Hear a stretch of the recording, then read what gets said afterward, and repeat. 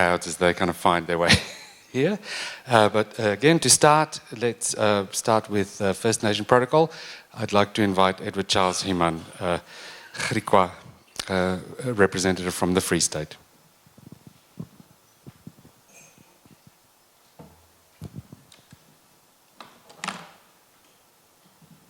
Good morning, everyone, once again. My name is Edward Charles Human. Most of the people call me Charles. A few call me Edward, but you can pick your choice. Today, I would like to welcome you officially to the Vrystaat Art Festival. As First Nations, we are linked. We are linked spiritually. We are linked as one. How? In our culture, in our dance, in the way we talk, in the way we move. That link has been going on from years. Yes, segregation has started, and when the earth moved and everything shifted, we all got splattered all over the country. But the one thing that stays the same is who we are. We in South Africa, as First Nations, are called the Khoi and the San. Under the Khoi and San, there are 5 different tribes. You get the Korana, you get your Griqua, you get your Cape Khoi, and your San and your Nama. But these 5 have one thing in common. We don't speak one language, but we have one culture, one heritage, and one belief. So as the people from the Khoi and the San in South Africa, and in the Free State, especially in the Free State, we have the Griqua, and we have the Korana. At the Griqua, I am a Griqua, and as the Griqua, we preserve our language that's lost. Later in the year, we will be launching the book, the Korana book. The Korana language is lost, but we have revived it. We went to the elders, we did research, and we have revived it. So in all of that, we want to thank the Volksblad Kunsteviers for giving us this platform where we can express our culture. You will see it in places such as Krotoa. You would even see the real dance that we'll be doing and the Korana book launch. So on behalf of all the performances that is due to come, I would like to welcome you. And also on behalf of Captain Johannes Kraalsoek and the Free State Griqua Council, I would like to say, Kaitkes, Sidade Itse. Thank you. Thank you, Charles. The proceedings this morning are being live streamed, so we're just going to try and find you the link as well, so you can share the link with your followers on Facebook, Twitter, Instagram, etc. And the hashtag for this morning's conversation is hashtag PIAD 2019. So if you tag your social media commentary, a lot of the conversation around the issues that we're talking about today take place on Twitter, and particularly Twitter, but on the other social media platforms as well. And we will go to Twitter and see if we can get people who ask questions on Twitter to also engage through the live streaming and through Twitter during the day. Now I would like to invite Angela de Jesus, but I am standing in for Angela de Jesus, so I have to invite myself to talk about the Program for Innovation in Art Form Development. Angela is frantic, hanging about 7 exhibitions at the moment, so she apologizes. But there's a great kunst safari tomorrow evening and Tuesday evening around the campus tomorrow from Stegman, the UFS Gallery, and also the Skyner Gallery. There's some amazing visual art shows there. And then on Tuesday night at Olivenace, there's extraordinary exhibitions there as well. There's another kunst safari tour. So a little bit about the Program for Innovation in Art Form Development. So the PIAD is an initiative of the University of the Free State and the Vrystaat Arts Festival, and generously supported by the Andrew W. Mellon Foundation in New York. The PIAD was initiated when research showed that less than 1% of the touring capacity of the world come from Africa, and we decided that is just ridiculous. There's so much happening in Africa, we have to develop initiatives to kind of profile the work that comes from Africa a little bit more. So similar to PACE, PIAD engages kind of community and technology, experimental and interdisciplinary practice, and develops the 6 strands to PACE, develops these initiatives as an ecology that works collectively and in synergy to promote the evolution of art form practices in South Africa and Africa. And I can actually say internationally as well, because a lot of the work that internationals have done with local people here have been seen globally. So internationally it's impacting on people's practice as well. So the 6 strands of the Program for Innovation in Art Form Development is the First Nation program and colloquium, which Charles is part of, and Shiam here is also part of, and there's a whole range of other people here every year who I think around October, November, take part in a colloquium / laboratory around First Nations practice, cultural practice, and how we can integrate it into the arts, into festivals in South Africa, and link it into the rest of the world. So that's the first strand. The second strand is art science residencies, where we have artists from around the world working with local artists and also disciplines outside of the arts, particularly say biology or human geography or engineering, to kind of think about new ways of creating art and new ways of creating science. Often the things that emerge from this kind of cross-pollination with this art-science nexus, people do not understand, because it doesn't look like art and it doesn't look like science. And so we create these forums to help us kind of discuss some of the work that emerges from these kind of interdisciplinary third spaces, in a sense, and help us also develop a new language, because with these new practices we need to develop new languages also to be able to talk about them.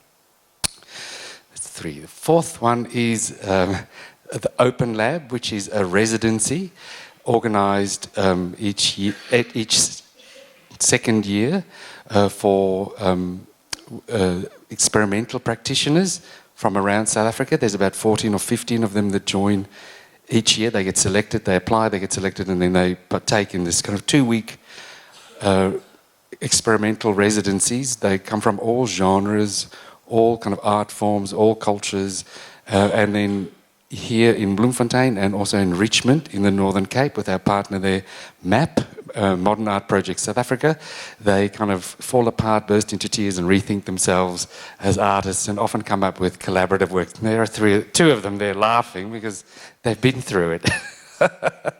So there are quite a few interesting productions this year, because in the second year after the residency we try and support seed fund work that kind of emerges from that residency. And my emphasis is also that the residency is not product driven, it's process driven. There's no expectation to produce anything from that residency. You kind of just think differently about your practice and get to know other people. And so Miss Scene, you talk to these 2 wonderful people at the front, they've got a production this year called Miss Scene. And there's a whole range of others that I just cannot remember at the moment. But look in the program book and it says PIAD. And then the last, there's 2 more. The 5th one is that we support the creation of new work. And the key work this year, in addition to the PIAD works that we support the emerging artists one, is we can be heroes. So we can be heroes. You'll see it start emerging tonight. It's these kind of balloons that will start floating above the festival grounds and kind of act like herding animals. So you'll be able to kind of experience these things that'll move during the week. And in the evenings, they'll be lit up from the bottom with narratives and stories from the local community. So keep your eyes open for that. And then the last part of the PIAD is that we send out artists into the world to create a kind of a cultural exchange. And we've had quite a few artists. Francois Knutzer, who's doing Low Def, actually that's the other PIAD project this year, supported by CakeNet. Thank you very much, CakeNet, and the Mellon Foundation. it's a little van that drives around, and he makes films in situ, and then goes back and shows the films to those people who are making the film that day. He went to Adelaide, presented work there. Setnabila Mesazane went to Situate Art in Tasmania. She did a similar lab there. Then she was invited to Fola in Melbourne to present her work there, and then she was nominated as one of the 4 global artists for the Live Art Award, the largest live art award on the planet, for the Anti-Festival. So she was one of the 4 nominated for that. And then Scott Williams is also doing a work this year with Julia Druin called Lotrop, and he was also a lab participant in Tasmania.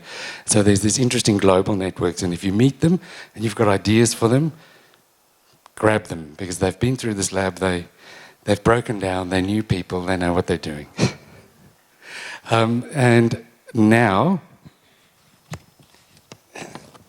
I'd like to invite Nikkei Jonah to quickly talk about PACE, because this year we thought we'd link PIAD and PACE. It just made sense for the 2 kind of initiatives to be linked together.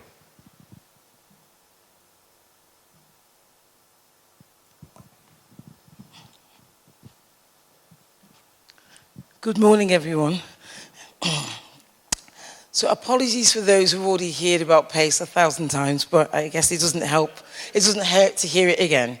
So PACE is around a 3.5-day marketplace. It's a platform to support artists based mainly on the continent of Africa to be able to increase their business opportunities, their touring potential, and their networking. And the idea behind it is that it needs to be like a meeting point within the Africa continent where artists from across Africa can meet, but also people who are interested specifically on work coming from Africa can meet. And I'm West African, and I grew up in England, and I grew up with all these perceptions of Africa that, I remember when I was about 9, I said to my parents, you know, we were going to Nigeria, and I said to them, you know, are there going to be loads of giraffes running around the street and things like that? And they were like, oh my God, we so have to get you back, because it's so not like that. And I think there's lots of perceptions. I've lived in the States, and I've heard the perceptions from Americans, and living in England, and I had my own perceptions of South Africa, and I think even within the continent, we don't know ourselves. So this, for me, is a meeting point for the African continent people to know each other. South doesn't know North, North doesn't know West. You know, East doesn't know Central Africa, and everyone's sort of a bit disparate. And I think this is a really nice opportunity for us to meet, to understand our art form, our own culture, where there's synergy, and we saw a lot of that take place last year. I think also for people coming from outside the continent, they start to understand that Africa is a continent, not a country, and so that there's many cultures and many ways of doing things and many arts practice. And so for us, PACE very much captures that. And what we've done this year is we've included, excuse me, we've included diaspora voices. Something that I noticed last year is when artists from the diaspora were connecting with artists from the continent, there was something quite magical happening. There was something quite restorative for those who felt quite disconnected, who wanted to find their space back. But also, I think it's important that those also in the rest of the world whose work is responding to contemporary Africa find a space. I got a very interesting call from someone in Spain and in Australia, and I thought, will this support artists on the continent? And my answer to myself was yes, it would. So we decided that for this year, 2020, we would open up our call. A small percentage of places will go to people in the diaspora and people whose work is responding to contemporary Africa, because it's really about supporting the artists who are here. So we launched our call yesterday, and it will be open to all those artists mentioned till the 17th of August, and then sort of mid-October-ish we will sit as a selection panel. And our selection panel is made up with people who are based on the continent, who know work, who understand the work, who understand the context, and then people from outside who understand what is needed from audiences and promoters and delegates from the outside. And I think the mishmash together really works. It worked really well last year. And so we're looking forward to going through that process over the next several months. The dates for PACE are the 25th to the 28th of June next year. Hope to see you all here, and please share with your networks. And I just want to add a little bit of what I said last night was we had some real interest from the last PACE from South Korea. They're very much interested in connecting with the continent. I went there in January and did a presentation, and also Mexico.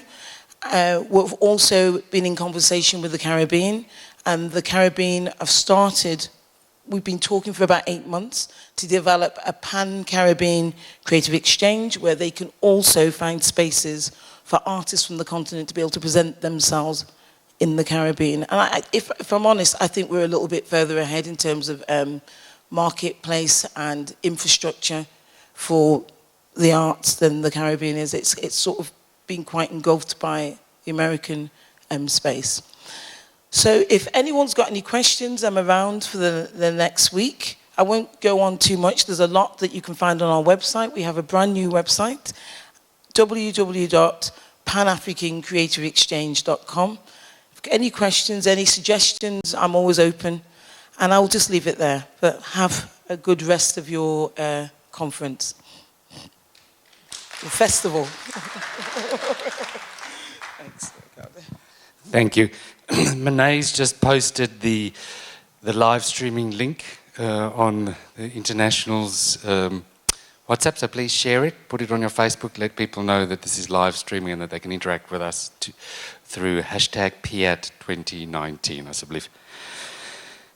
The next person I have to introduce is, of course, the extraordinary Dr. Funmi Adewale. Funmi is partnering with us with PACE and PIAD this year to present the PIAD PACE Forum 2019. And she is from De Montfort University in Leicester. Funmi is an academic, researcher and professional practitioner, and her research and practice is in the areas of dance and contemporary African performance, exploring issues of post-colonialism, modernity and interculturalism. And I'm going to quote from Funmi. She says, "The complexity of African performance is difficult, layered and daunting, exciting and rich. The production of performance from Africa far outstrips the discourse, historical documentation, or critical thinking about it, which constitutes a challenge for practitioners in Africa who are in dialogue with global audiences." She argues, she says, "I would argue that complexity is not the problem. It is what it is. It is what and how we communicate from this complexity that matters. The digital space is a site to examine this complexity." And Funmi's keynote today is called Heritage and the Digital, Trans and Interdisciplinary Performance from the African Continent. Welcome, Dr. Adewale. Thank you. Hello? Can you hear me? Thank you. Don't like microphones very much. In actual fact, I'm quite technophobic as a person. I find the digital, anything that has to do with a button, very difficult to use. I think I first started using computers, I was about 26 years old. And it was when I moved from Nigeria to England. I was born in England, but I moved to Nigeria with my parents when I was very young, and then moved back. And I remember going to a bank and trying to get money over the counter with my book. And this was a time in England that bank managers could still have personal relations with people. It doesn't happen like this now.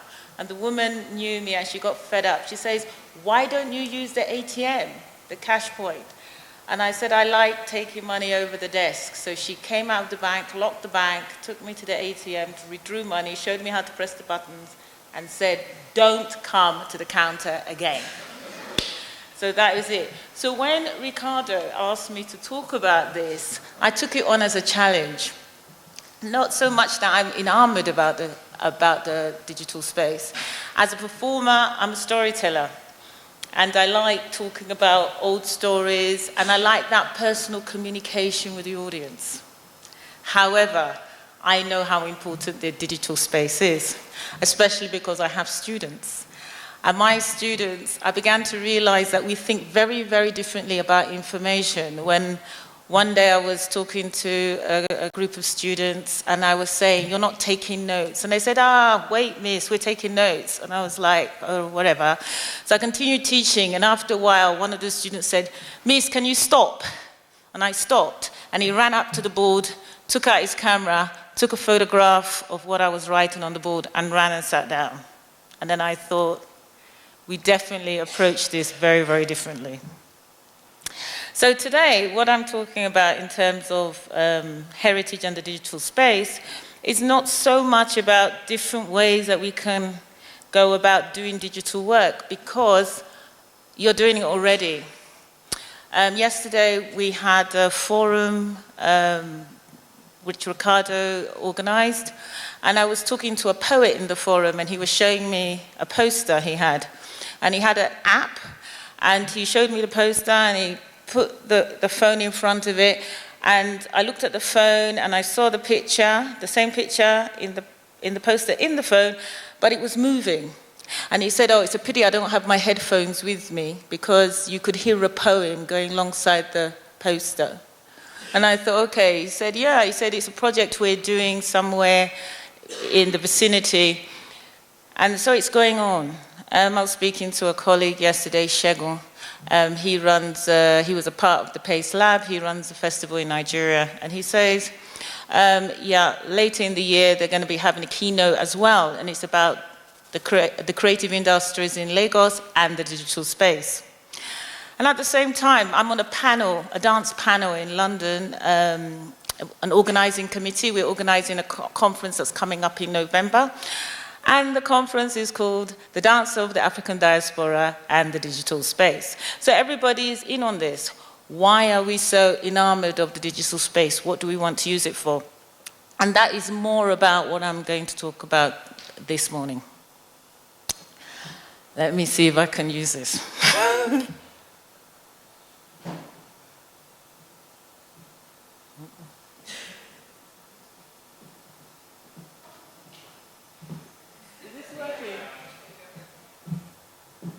Oh, it has, good.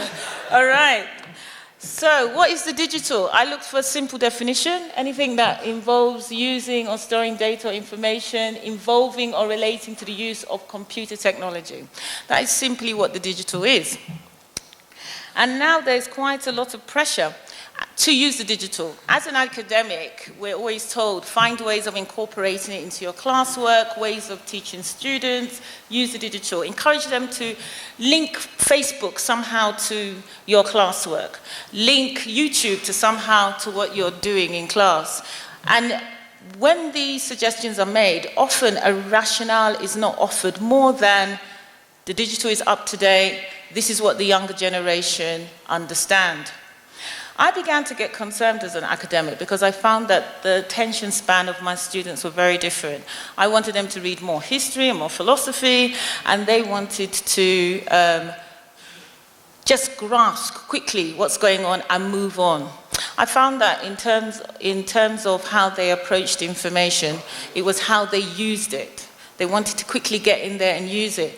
And as someone that didn't grow up using video games, playing video games, I couldn't really understand this idea of, I will engage with it, and from engaging with it, I will know what to do. There was something very acontextual in terms of how they were relating to culture, which I couldn't really understand. And after a long time of sort of complaining that I really don't understand how these students are approaching work, I stopped one day and thought, maybe they approach culture from a different way.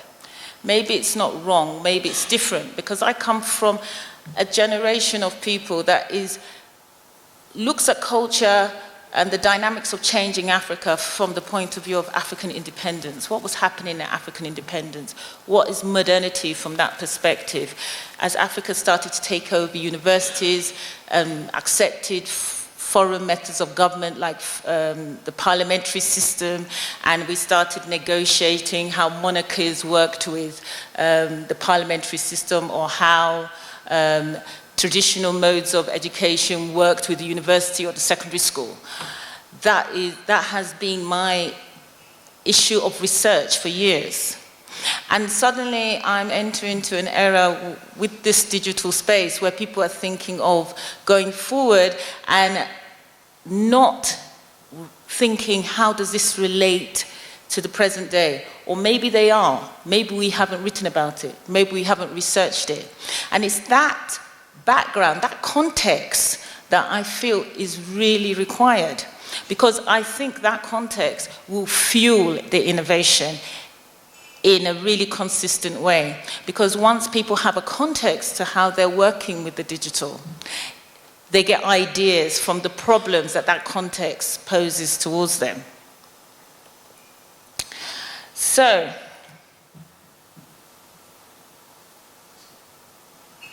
why do we have to pay attention to this field? And how do we pay attention? And those are the two questions that are in my mind.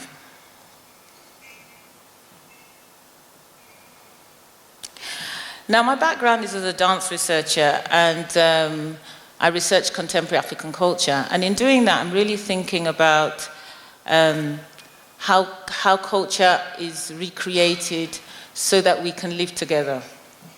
There's some buzzwords within cultural policy, such as social inclusion, for example, and how people, different groups of people are included in society. And I think one of the ideas of the digital is that it creates progress. It's a new way of networking, a new way we can share information. It's a new way we can work together. It's a new way in which we can relate to people across space and time. And so performance and society is very interlinked, because performance is a way we tell stories to each other. It's a way we can imagine the future. It's a way we can make sense of the past, of crisis, and it's the way we can pose solutions to problems. And it's just the way we can get together, love each other, have community, and survive. And if that is the case, then performance and the digital is geared to do the same thing, using a different set of tools. As economics change, the way we perform will definitely change. According to, I'll skip this.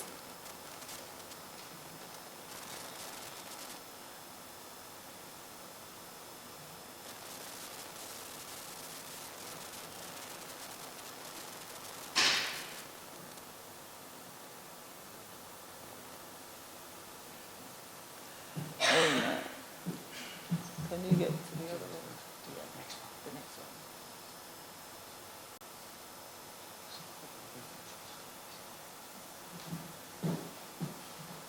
Sorry, this is a bit stuck.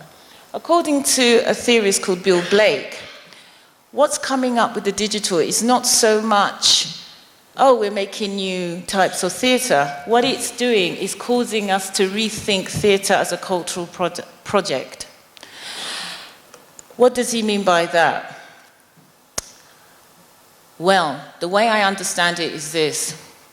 With the development of television, people began to relate to each other differently as a result of television. People would sit around the television as a family and watch TV programs. People would, in Nigerian communities, I remember when I was doing my youth service in Nigeria, there were places where you could go and watch TV communally. Not everybody could afford a television. And so there was a community center where people would all go and sit down and watch television. So television was quite a communal event, and so is cinema. So when cinema started, people would go out and they would watch cinema together.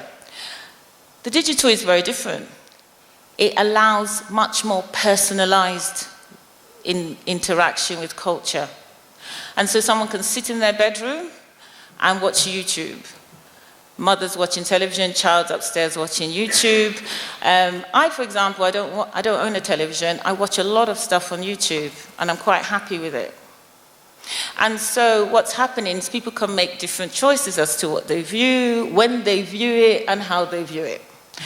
And because of that, when the digital and theatre connect, it does change the way we react to theatre, because theatre itself is quite a communal project. You all go to the theatre and you watch together. So how is digital changing how people are creating theatre? So there's different ways that it's changing the aesthetics and also the viewing experience. So I'm going to just talk to some examples. Unfortunately, I found it very difficult to get any examples of this. Of films. A lot of artists do not put their theatre work on YouTube, or and if they do, it's with a password or very short clip. So I'm not able to get vast amount of material to show you, but I will talk through some examples of how people are using the digital. The most common one is the insertion of a film within a show. So people are on stage and then there's a projection in the background. And this way you can bring more than one story into the room and a different perspective on the same story. But then what happens also is that you have more immersive types of theatre. So you have situations where people come into the theatre and the whole room has become the theatre space. And there's projections on the wall, and there might be an installation in the corner where you can go and sit down, you can put on headphones and watch a video screen, a computer screen, and then get up, and then there's a live performer moving through the space. And this is a way that the viewer is curating their own performance. They can decide when they want to watch the film. They can decide when they want to watch the installation. They can come in, they can walk around for 3 minutes and leave altogether, or they can stay there for a whole hour and watch the film on a loop, look at the installation, look at the performer, maybe interact with other people, talk about it and go. So there's this situation where the digital allows people to curate their own performance from what the performers are offering. Another thing is, in certain performance types, different audience members will be taken on different journeys. So a lot of people working in immersive theatre might work in this way. You come into the space. If you decide, you have a choice of who to follow, because the theatre company might have 2 people there with 2 different banners. One's holding a red sign, the other one's holding a yellow sign. If you follow the red sign, you will go left, right, and you'll have a different experience of the piece to the people that follow the right sign. And in a generation where people are playing a lot of computer games, which they can start at will, they can make choices, I find that a younger generation who is very used to this way of interacting with culture find that quite easy. I don't necessarily do that. I try to go on both trails because I think theatre is one experience that everybody communally has. And in the digital world, it's not like that. People have different experiences and then exchange notes. And that's what I'm finding is emerging in some of the performances I see. I had an experience of this last year at Pace when Alpha took place at a big warehouse, and that was part of the Vice Strap Festival. And it was a huge space with balloons on the floor, and we went on different journeys around the building and met different performers in different rooms. And one of the moments in that performance I really enjoyed was we were watching a giant projection on the wall of an actress performing, and then she appeared right before us on the ground. in the same costume out of nowhere, seemingly out of nowhere. It was cleverly staged, so you just saw her there, and she did some movements and then she disappeared. It was such a dreamscape, that performance was.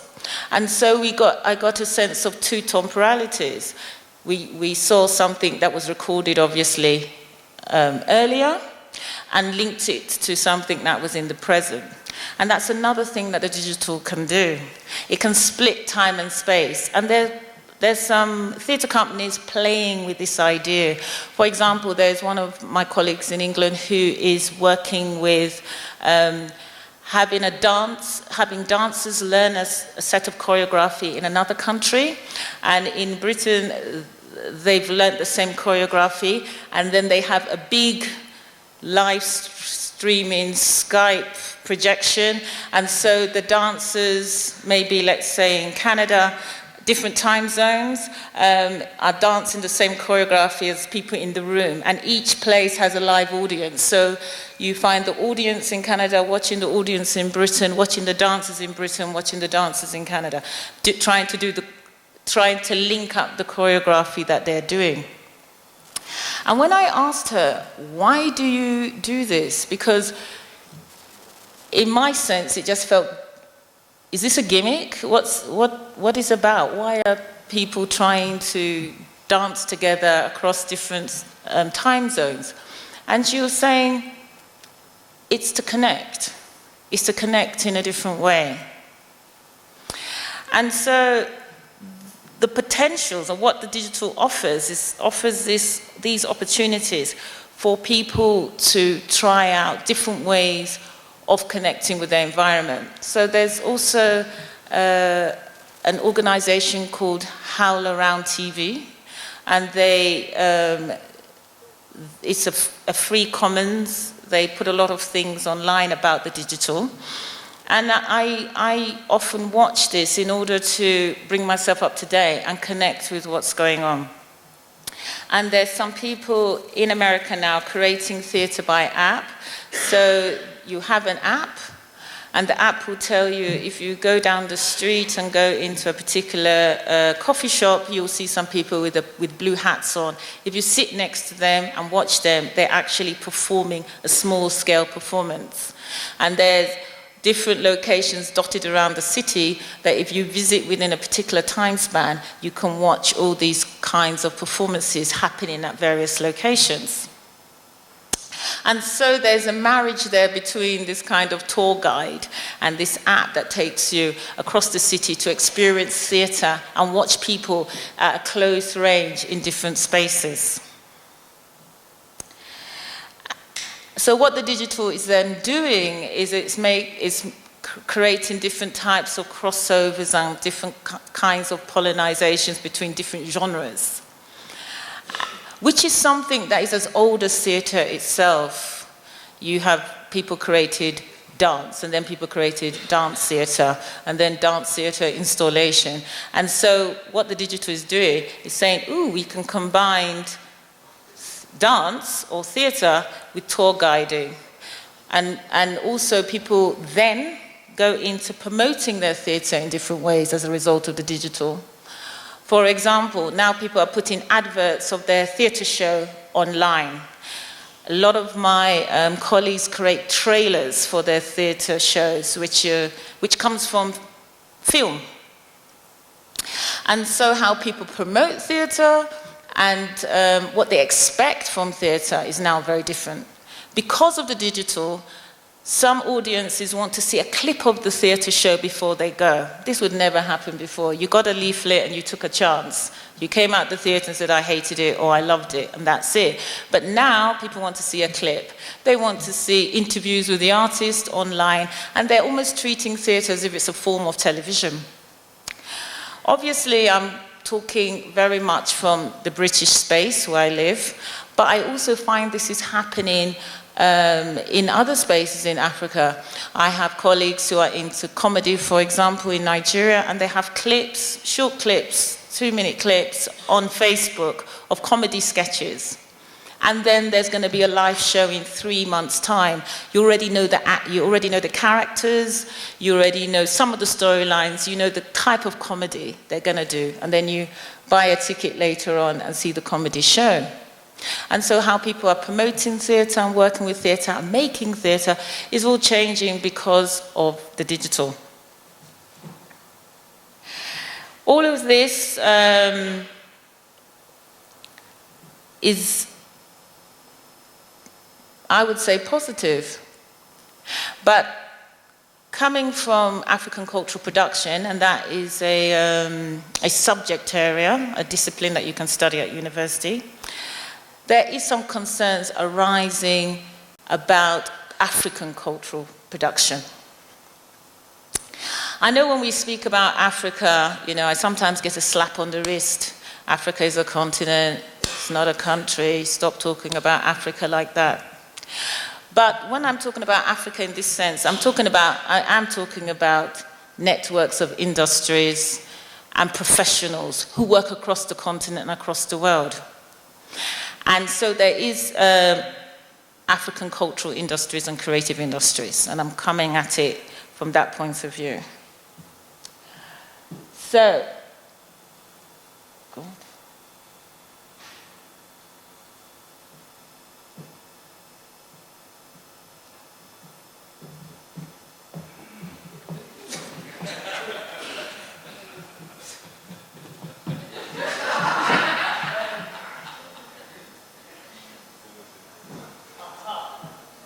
I might just go back there and press the button, guys.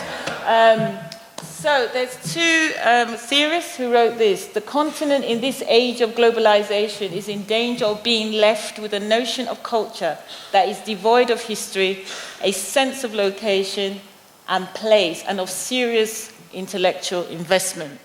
And they were talking about the production of culture. The idea of culture within the cultural industries is different from how you would think about culture in anthropology, for example, which you're saying the way of life of a people is their culture. But in cultural industries, people are talking about how people create products which create social meaning and which are meaningful. So they would draw on ideas from everyday life, as we normally do in theatre, in poetry, and create a product which can be sold or distributed free of charge in the digital space. And what these theorists were saying is that in this day and age, we're creating so much and we're distributing so much to a sense that there's sort of no cultural context to it. For example, you can come across snippets of dances on YouTube. Where do these dances come from? Who do they belong to? This cloth that you're seeing, a model wear, where does it belong to? Which culture? And one could ask, does it matter? As one of my students said to me, does it matter at all? I know it's African, I have a sense of pride engaging with this or wearing this. Does it matter if we think about heritage?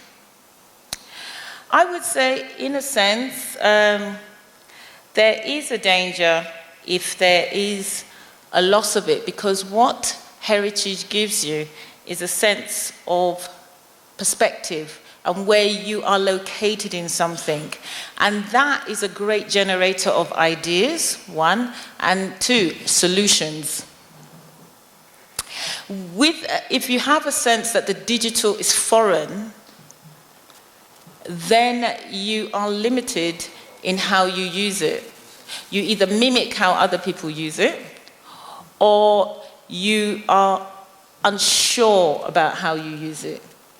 And I find a lot of I find this more with people who are educated than people who are not educated.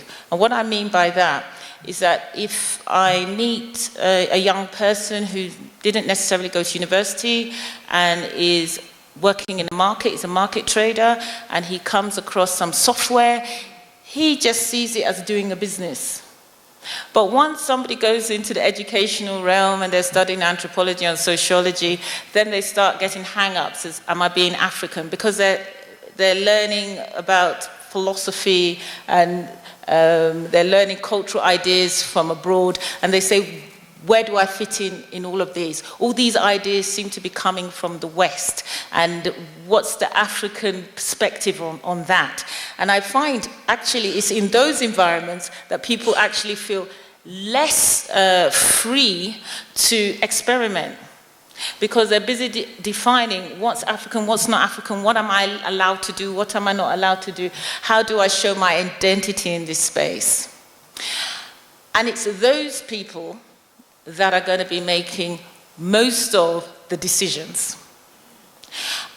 Where I come from, I'm born and I live in England, but I studied in Nigeria. I did up to university in Nigeria, and then I was a journalist in Nigeria. So I did quite a lot of my life there, and I go backwards and forwards. And what I find in that situation is that I find a lot of energy and innovation amongst professional performers and artists. I find more there than in the university context, because they just get up and they do it. And they do it as part of everyday survival, way of life, joy, interest. But I find it's important that these two places within the African space, the university, the education system, and the professional practice, can work together. And it's a sense of history that provides that. Otherwise, what happens when people get into intellectual space, they start thinking the intellectual space is white. They start thinking the intellectual space, they have to, in order to be African in that space, is to be rigid and say, this is African and that is not. So, history. It's very important that we therefore have that historical sense.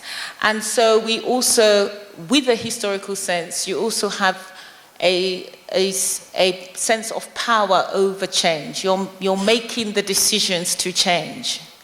I speak to, and from a lot of discussions with colleagues, both lecturers and students, sometimes there's an idea that change is always forced upon us.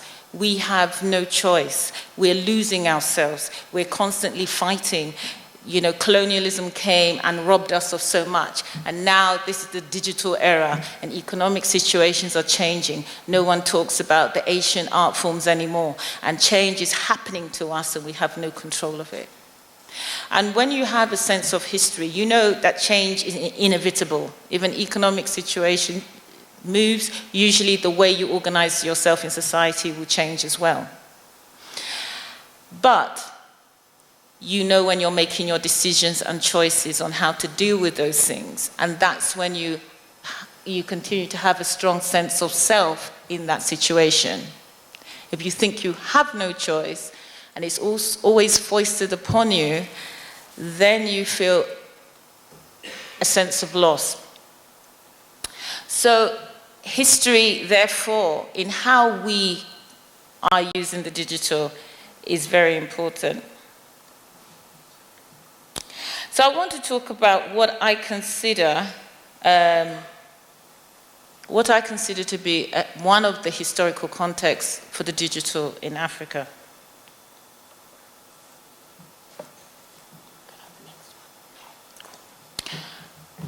The artist. Now, looking at some of the documentation on African cultural production, after the 1980s, within a number of African countries, definitely in mine, because I was a student in university in the 80s at the time, Ibadan University, there was the whole idea of the structural adjustment policies that happened. And in our country, the Naira was a very strong country. A currency was deliberately devalued because the government wanted to take IMF loans. And when this happened, the IMF gave a lot of stipulations as to what the government could invest their money into. And one of the results of that was that a lot of money that was invested in the arts stopped. So in the 1970s, when I was a little girl, There was a big festival in Nigeria called Festac. It's a festival that people are still unpacking and still writing about till today, where artists from all over the continent and the diaspora came to Lagos. The government at the time actually built a village. They built a whole estate called Festac Village to house them. And there were performances at the National Theatre and different venues around the country. And that was the time I heard of Ipitombi, and that was my introduction to South African culture. You know, we were crazy about it. I mean, the queue for that musical doubled the University of Ibadan theatre about 3 or 4 times. And I was very young then, and I often think that I went into the arts as a result of Festac, because the images I was seeing on a daily basis were overwhelming. And I had just moved to Nigeria. I was about 8, I was born in England, so I just moved to Nigeria, and I was seeing people in these amazing costumes dancing and drumming. And coming from England and seeing that was so overwhelming. I wanted more of it. I wanted to understand what it was about. And this kind of investment in culture sort of died out. And the narrative is that people started, independent art started to grow more in Africa at this time. So it became the individual artist, the independent artist.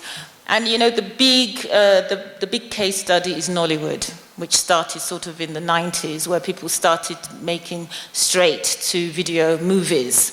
And, you know, the first, and at the time, and this was when I was about to leave Nigeria in the early 90s, the government decided to privatize television. At the time, all TV stations were owned by the government or run by the government, and in the early 90s, they said, if you can get a license, you can run a TV station. I had just come out of university, and so I joined the bandwagon, and I was studying languages, but the next thing I was holding a camera, and we were making films all over Lagos. My feeling is if I stayed back in Nigeria, I would have been a Nollywood actress, but hey ho, I decided to leave. So we were around Lagos making films, making documentaries. And at that time, people then started these smaller cultural industries. And as I say, Nollywood is the big example, but there's examples in music and in fashion and in visual art. And that process in Africa hasn't been really looked at deeply, because that's where I say the digital came in.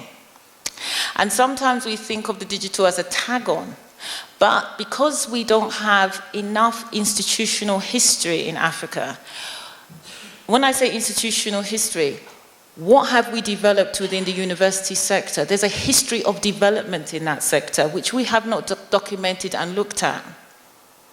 I'll refer back to Segun Adefila, who's one of the artist who presented at PACE last year and is here again now. He started his theatre company around the same time. That was like 1994. So just as I was leaving Nigeria, he was starting his theatre company. That was a very interesting time because we had a dictator, and people who could get out got out. People who couldn't get out changed the way they lived and worked. And he created, in his theatre company, he created a lot of shelter for young street children. And when I speak to him, he's created several methodologies of making theatre. They're not documented. He would like to have them documented so they could go into curriculum. The problem with that, what's happening in Africa as a result of that, is when we start saying, I'm a theatre artist, how were you trained? We talk about tradition in the village, but actually what we were trained in were methodologies in which people within universities and theatre companies developed from people in the villages and brought into the university and taught. So there's a whole tranche and trajectory of things we've developed in Africa that we have not recorded. at all. So there's methods of acting, methods of choreography. You know, somebody will say, I'm doing traditional dance. Yes, but they're also using a method of choreography and staging and development which has not been recorded. And as a result, we don't have our sense of evolution. And so when somebody brings something from the outside, we say, oh, somebody is trying to change us. We've been changing ourselves. And to be in charge of the narrative of how we change ourselves and how and why we change ourselves is an empowering thing. So, at this time, people started developing all kinds of methodologies within the creative industries, different kinds of fashion. I remember fashion houses opening, people developing new ways of making the agbada or the danshiki or the buba and the iro. I don't see any books on these things or documentations on these things. When someone says, what is this? We say heritage. It's culture. It is. But our culture is developing. How? It's not simply that it's a fusion of Western and African thought. That is just a very, very simplistic way of describing what's going on. Because people actually sit down and take time to develop new designs and why. But where's that history? And when you go into the university system and everybody is detailing the way they change in a very deep way, and we just say it's heritage in this very broad term, people therefore feel that change is something that is forced on them. They don't have power to direct how change happens. So how the artist then came out. This is the difference between the traditional, because sometimes in the traditional we talk about, oh, a community developed this art form. Where does the individual start? There are individual artists that make changes. And it's not just now. For my dance research, I found dances, which we call traditional dances, that were developed by individuals in the 1950s and 60s.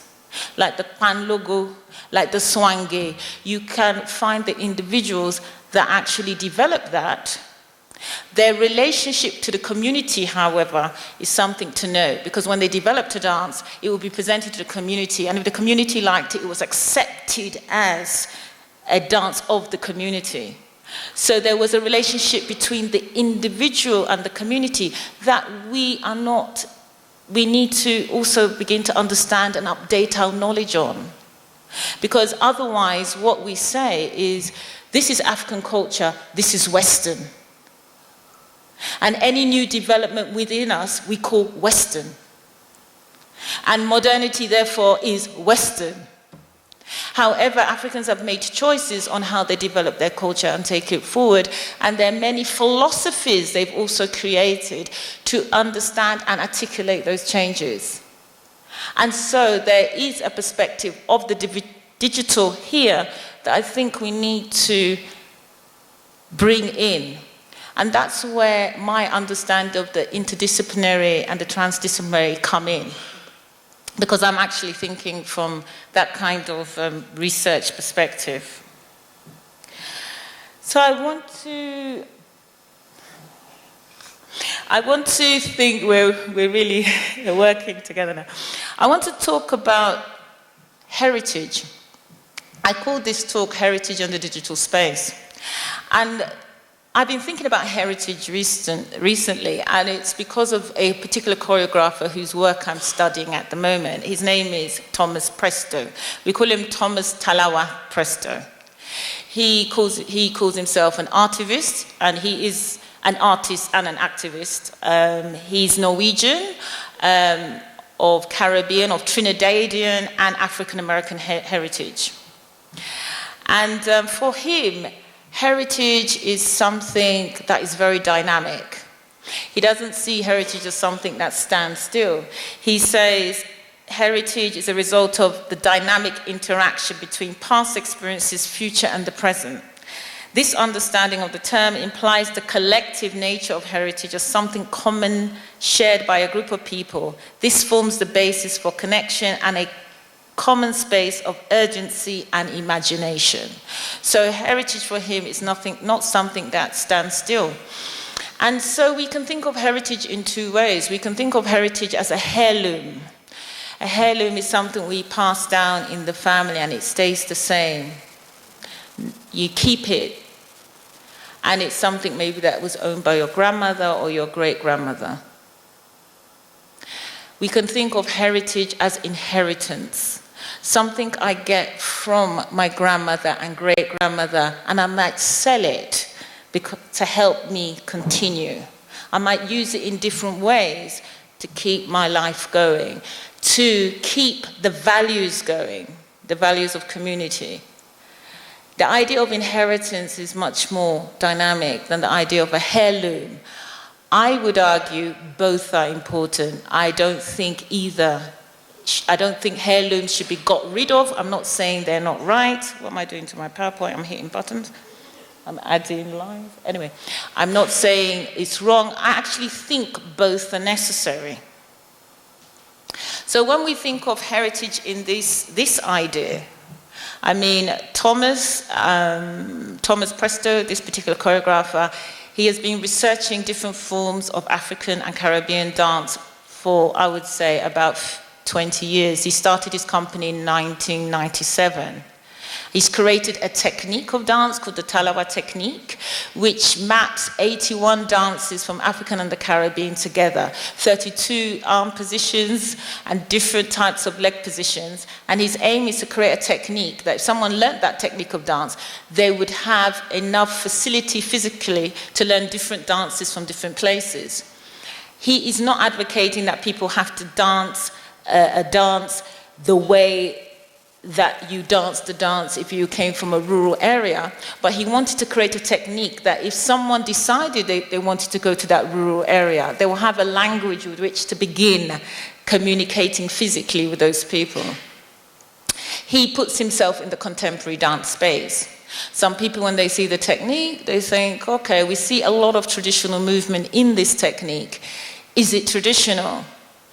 I would argue, where does the idea come from? Does the idea come from tradition? Does it come from the past? Or does it come from the present moment? So it's an interaction between movements that he's learned from an older generation, the demands of the present situation, and what he wants to see in future. He described himself also as a Carib futurist, which he feels is very different from Afrofuturism, but that's another discussion.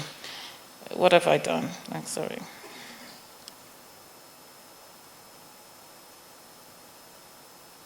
Good. So, communicative currency.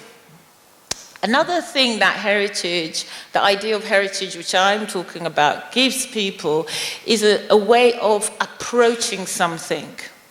When you're if you see your heritage as something that gives you a perspective, and that is not to say you agree with everything and you want to take on everything that has passed down to you, but it gives you a perspective to approach something, a way of thinking through things.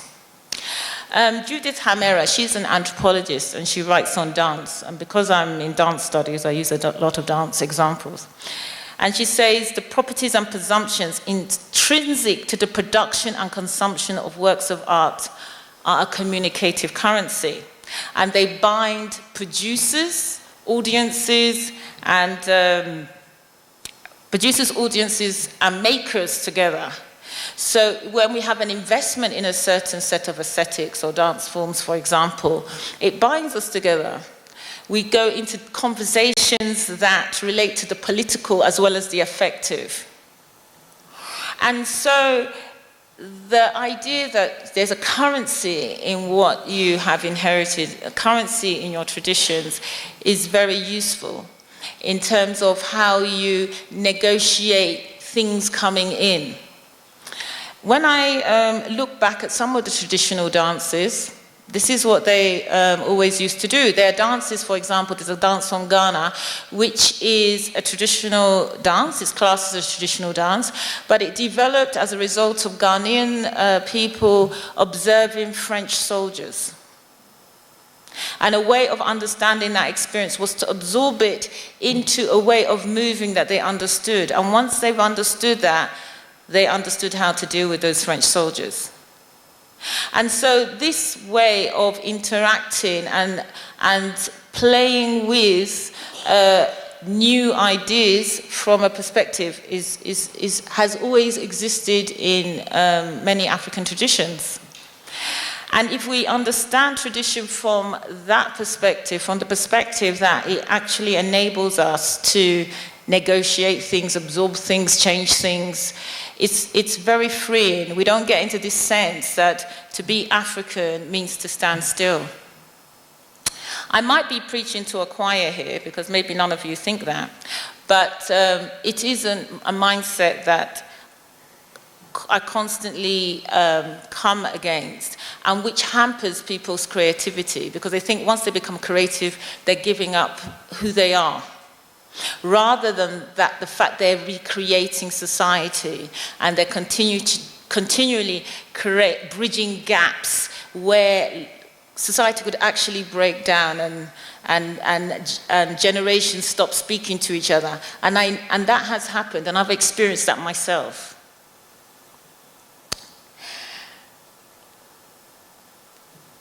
And so for the African context, I put it very much with, I'm looking at the digital very much within the cultural sort of industrious framework. Another reason why I look at it in this framework is that the pressure that we sometimes have to engage with the digital comes from that. I mentioned that the digital promotes a personal engagement with the work. It promotes personal responses to work. The digital is also very pragmatic. We can lower costs if we use the digital. And so, for example, there are ways in which education is taking place, for example, online, because it's a cheaper way of receiving an education. You can do an online degree, for example. And then you might take some enrichment courses where you engage with people. The other idea is that the digital will make things more progressive. I would argue not always. It depends how we manage it. It can actually cause a lot of isolation. And I think the digital changes industries. So certain jobs no longer are needed because of the digital, but then it creates other opportunities. And that's why it's important to stay in touch with the cultural context, because by staying in touch with the cultural context, the problems or the challenges that arise are visible, or are the challenges that arise because you're looking at the cultural context, you notice them. And therefore, you can start thinking about how you work with them. But if you think of the digital as separate from culture, you don't look at how it impacts and how you can work with it and channel it in ways that are important to you. And so I'm looking at this whole idea of disciplinary, multidisciplinary, interdisciplinary, transdisciplinary. One thing about how people use the digital is that they use it in a transdisciplinary context. And now I'm talking about people who produce with it, create shows. They don't sit down and think, I'm now doing theatre arts, I'm now doing visual arts, I'm now doing sociological research, in order to do this show. But in order to do the show, they have gone and done sociological research, maybe to get the stories. They may have done ethnography in order to get the story. They might have done some digital art in order to make their performance.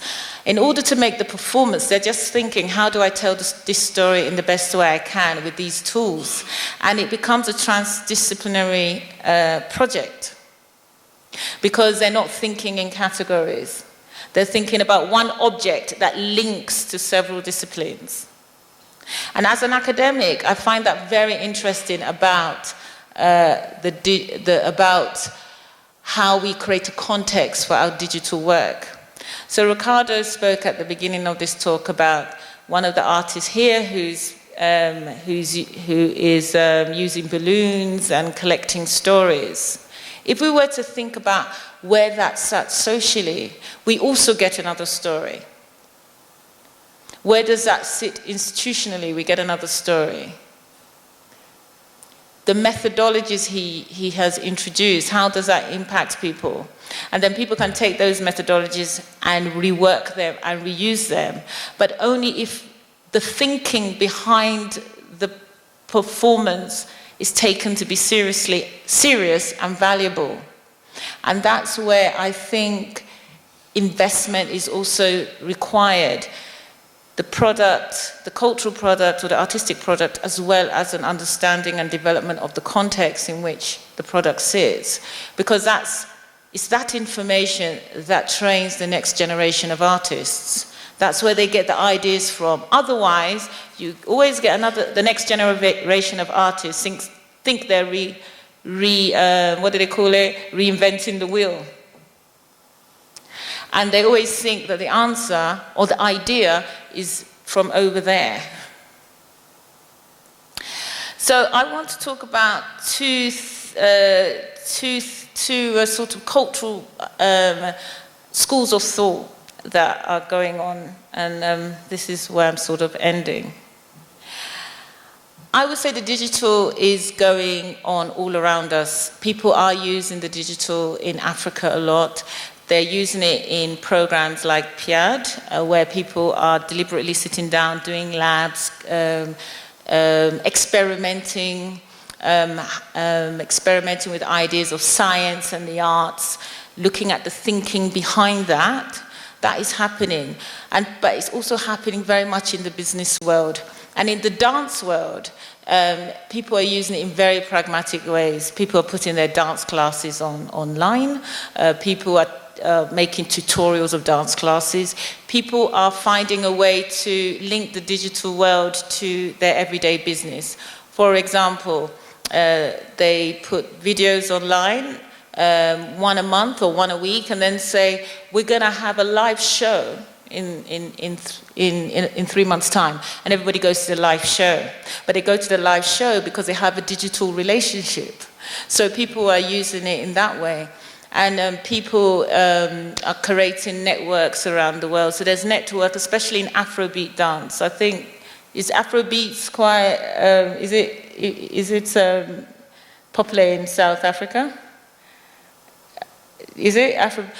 Afrobeats is a generic name for a lot of dances that are coming out of the urban space. So the South African one that we're crazy about in Britain is called Gwara Gwara. Am I correct? Is that South African? Have I got it wrong? This one? Okay, so that one. So there are people that are teaching these dances around the world and distributing and circulating these dances a lot in the digital space. I'm going to show you a video of someone I like watching. And that is a sector that I think requires more attention, because there's ideas there on not only how we develop the cultural industries, but how we can develop shows, how we can develop performances, how we can use the digital within a theatre space. We have to look more at what we are doing and connect that to places we want to go. Some commentators call those kind of trends Afropolitanism, Afro-African and cosmopolitan. That's where the word comes from. And the idea is, as Africans move through cities, as Africa is becoming more and more urbanized, we're developing different ways of sharing dance, culture, creating fashion, music, food, that is both African and cosmopolitan. And it is really also driven a lot by economic imperatives. People need to do business. And they want to do business from the perspective they understand and can continue to develop with. The other idea is Afrofuturism, which started from literature in around the 1970s, if I'm correct, 70s, 60s, with a novel called The Invisible Man. And it's mostly African American, went into music, and so we saw musicians like Sonia Rada or George Clinton and the Mothership Africa, Earth, Wind and Fire. So it's very futuristic. And they're thinking about the African, the black subject in contemporary society. For example, if we want to escape racism, should we escape racism by moving to another planet? Is that the way forward? It's a real field of imagination. But in recent times, people have been looking at Afrofuturism in terms of science fiction and reimagining what we might call juju or magic or voodoo in terms of technological terms. I think the film that brought this kind of cultural movement into the general public consciousness was the Black Panther, because in that movie there was this country in Africa that was not colonized and therefore never went through this period of this situation of self-doubt, and therefore was very creative, and its traditions were technological, and that was quite sort of fascinating. So I'd like to close just by showing two clips. One is a clip of YouTube of one of the artists involved in Black Panther, and the other one is a clip of Emeka Okuku's dance class. So can we have the first clip?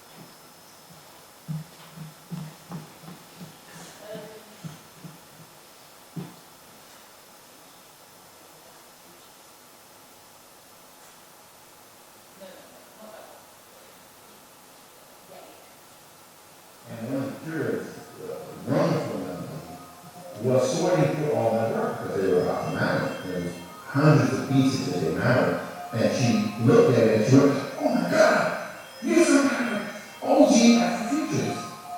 And I looked at my brother and I said, "Did she just call me old?" My name is Tim Philbin. I am a cartoonist and illustrator based in Harlem, New York City. I am an Afrofuturist.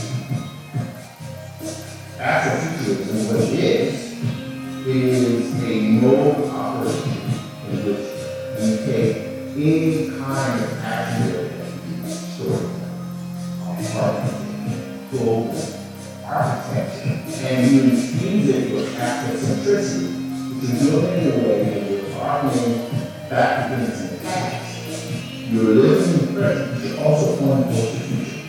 I'm an Afrofuturist because I take Afrofuturistic concepts, but I do it for the past, so I thought it was all wrong. So I call it retro Afrofuturism. There's another lady by the name of Georgina who works in housing in Philadelphia, and she uses Afrofuturist methodology in what? Meg Jensen, who is an actual astronaut, right? She, in her own way, due to her passion as an Afrofuturist, but also as a person who deals with education, she's an Afrofuturist. But she's training people for jobs in space. John Coltrane, particularly Alice Coltrane, was absolutely incredible.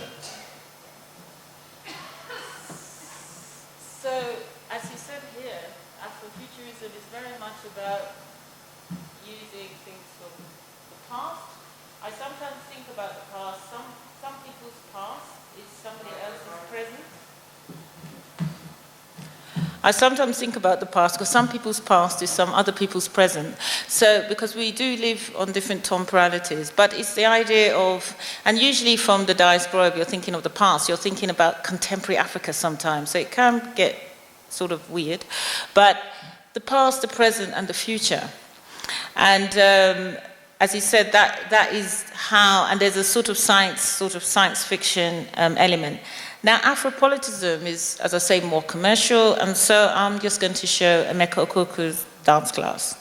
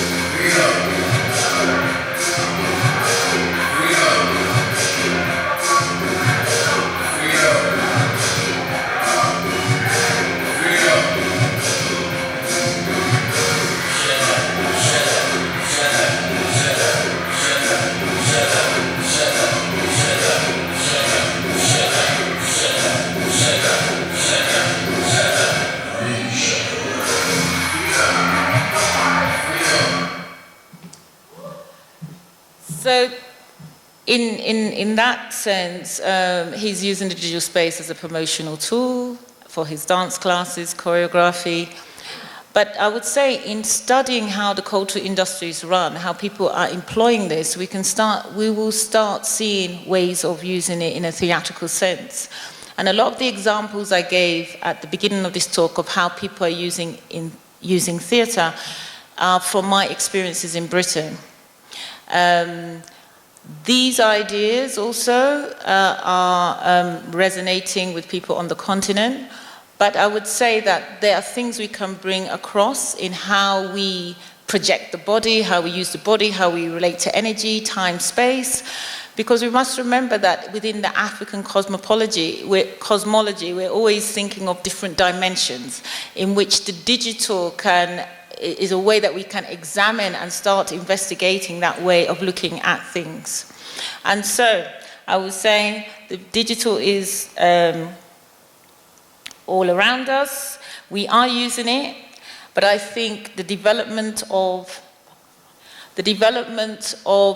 the context, the intellectual context of how the digital operates in Africa is important and necessary for us to find further innovative ways of using it and to embed it within our social institutions. Thank you.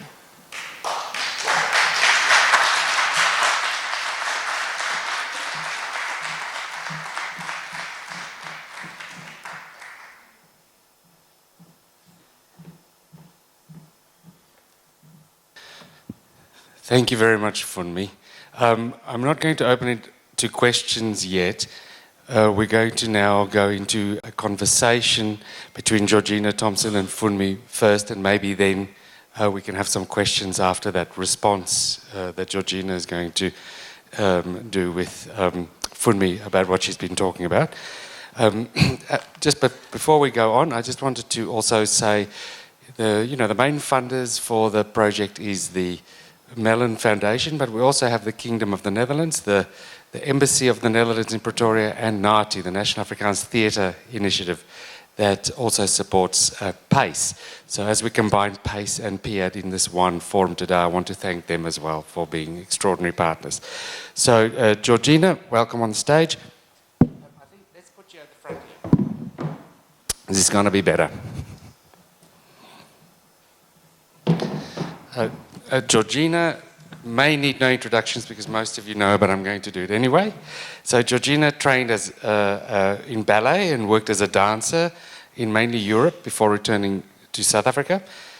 She's been the administrator in the professional performing arts industry since the mid-80s, starting as a company manager for Pakhoffs, which is here in Bloemfontein. And Georgina is born and bred in Bloemfontein. We're very happy to have her back. She worked at the marketing publicity department of the then Natal Playhouse in Durban. She then moved to working with Mani Manum at the Wits Theatre, where she was marketing manager. And at Vita Promotion, she managed various projects that included the local and national FNB Vita Theatre and Contemporary Dance Awards, Opera and Ballet Awards, Vita Art Prize, and contemporary dance platforms such as the FNB Vita Dance Umbrella Festival, and awards and community theatre projects. She became the first artistic director of the Dance Umbrella in 1997. Upon the closure of Vita Production, she opened her own company, Dance Forum, and for 15 years continued to produce the Dance Umbrella and related dance programs, mostly developmental. Georgina started working with the Vrystaat Arts Festival in 2018. Yay! We're very happy. She has won several awards, which includes the Arts and Culture Trust Award, Administrator of the Year in 2001 and 2010, and was the recipient of the Officier de l'Ordre des Arts et des Lettres, my French is terrible, Officer of the Arts and Literature Award, French Embassy in South Africa in 2017. Georgina and Funmi, welcome, and we look forward to your conversation.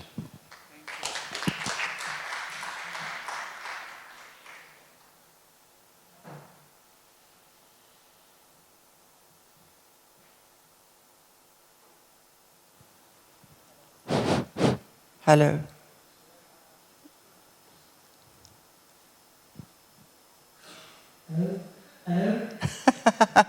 Hello. I found that conversation very interesting because working in South Africa for most of my time, and especially relating to Dance Umbrella, the first time I sat and watched Dance Umbrella was when I was working at the Wits University, actually, at the Performing Arts Administration. And I'd heard about it, but I'd never watched it. And initially, the festival was completely just an open platform for anyone to enter work and to present it for 20 minutes maximum. In a whole day, I saw a combination of hip-hop, pansula, traditional dance, ballet, Spanish, contemporary, installation work, all in the one space. And this is still quite relevant in South Africa in that there is traditional dance in like Zulu dance, Xhosa dance, which is considered traditional dance. The Dance Umbrella has been recorded, so it is archived.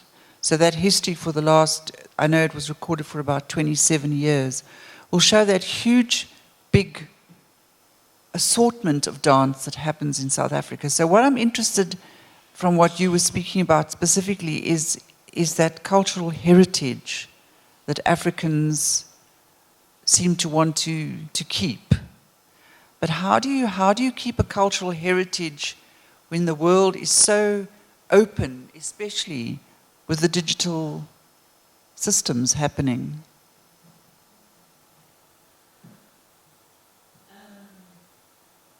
I think the main point I'm trying to make is that the 27 years of Dance Umbrella is now part of Africa's cultural heritage.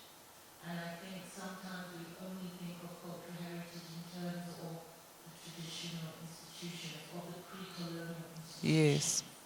And because they're very important, they still exist. And that's why many Africans will see tradition as a dynamic thing. I'll give an example.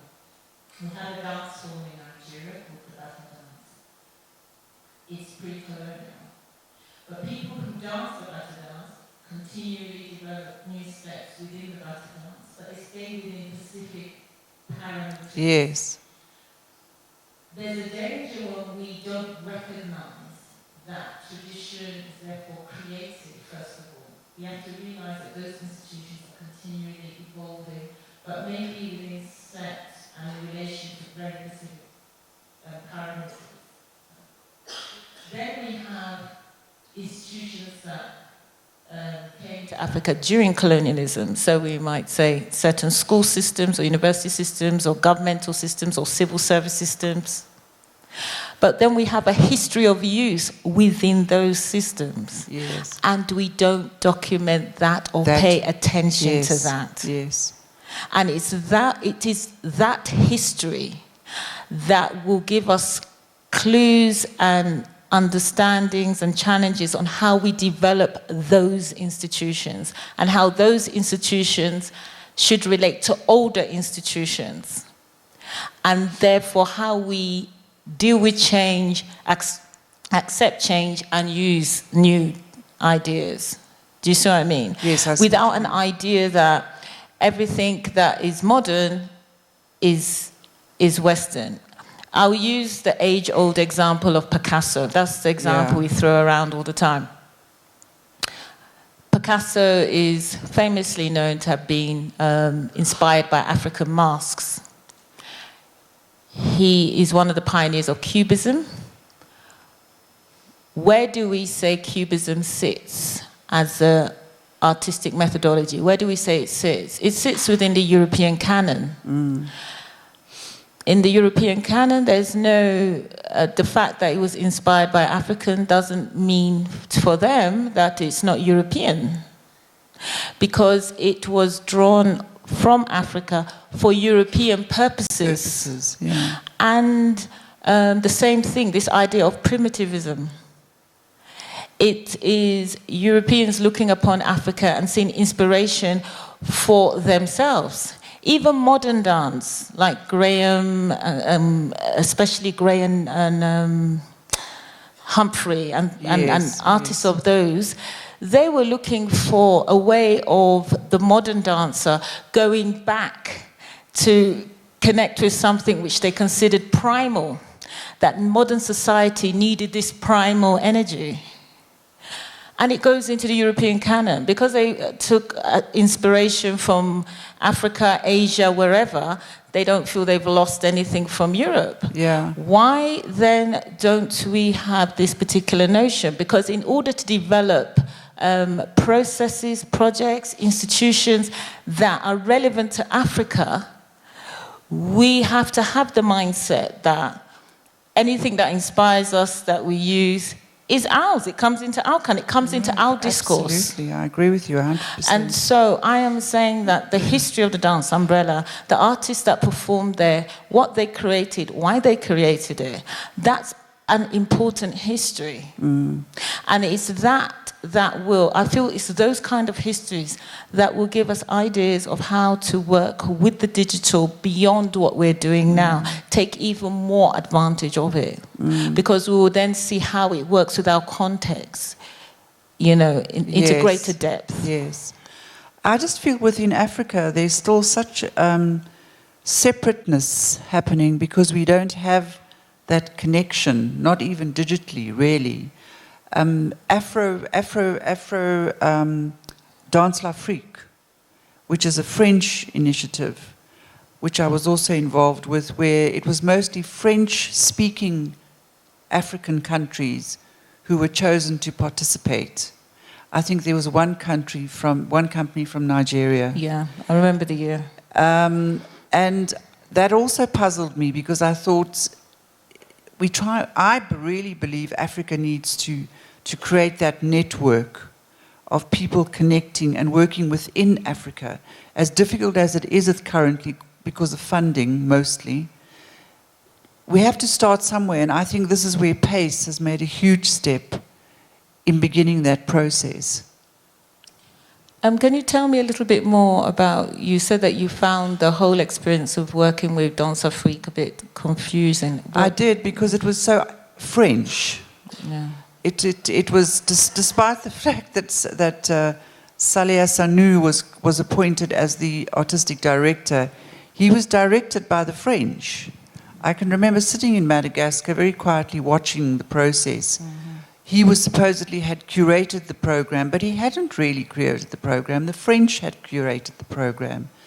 And I can speak from my own experience when it came to South Africa and they asked me to be the local manager or curator or whatever.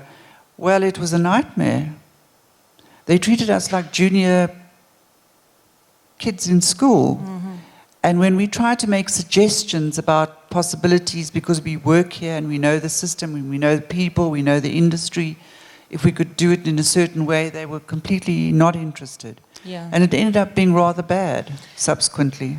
I think that kind of situation, obviously there's an economic thing involved there, because the history I gave here of the cultural industries and independent work sort of rising after sort of African government subsidies stopping. Yes. That competition started in that era in 1994, if I'm correct, 1994-95. Yes, and it's the same, it's during that same period of after the structural adjustment policies. When I was growing up in Nigeria, the government used to put money into dance competitions, and some of the dance competitions, from the dance competitions, a lot of new developments within dance theatre emerged, which for the local audiences, not the international audiences, for the local audiences, this was very innovative. Yeah? And people talked in terms of tradition. We're using our tradition.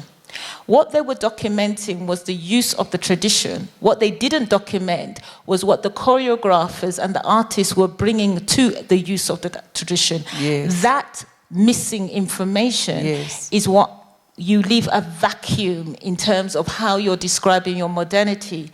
So that when the French sponsor competition, which helped the careers of many dancers, and on that level I'm happy. Yes.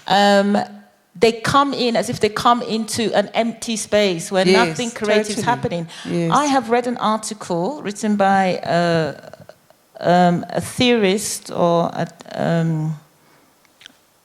an academic called Untitled Chapter. I don't know if I pronounced her name right, who says that modern dance in Africa started with this competition in 1994. She quotes me as saying that everything before that was heritage. This competition, so I mean, I've been writing academically on dance since 2001. So she's saying I was talking about heritage, and it's only when the competition started in 1994 that modern dance, or dance with this idea of modernity, started in Africa. Before that, blank space. This article was written in 2016, which is not long ago. So what's happened is there's a creation of a dance history, Yes. which she dismisses Jamel Okonye, she Yes. dismisses Alphonse Thiraud, she dismisses all these artists. She says because their work was small scale, it didn't make a large impact, so like the competition did, it can be overlooked. Yeah? Why? You see, dance nowhere is a big... Contemporary dance is not big anywhere. No. The cultural value of contemporary dance is in the thinking that the artist brings to the work. And that's what Jamel did, that's what Zabo Bongo did, that's what Alphonse Thiraud did, that's what they did. That's what Peter Badojo did, Niate or Blessed Memory. But is it in any of our curriculum anywhere? Have we created any kind of history of dance, which is about the critical thinking that our choreographers have brought to the presentation and creation of dance for stage? Wow. That is missing. So when that's missing, then somebody else says, I did it for you. And that is what we must avoid in the digital. Do you see what I mean? Yes, I see so what you these mean, things that people are doing on the internet, doing their small business in a corner, you know, somewhere, it's very significant.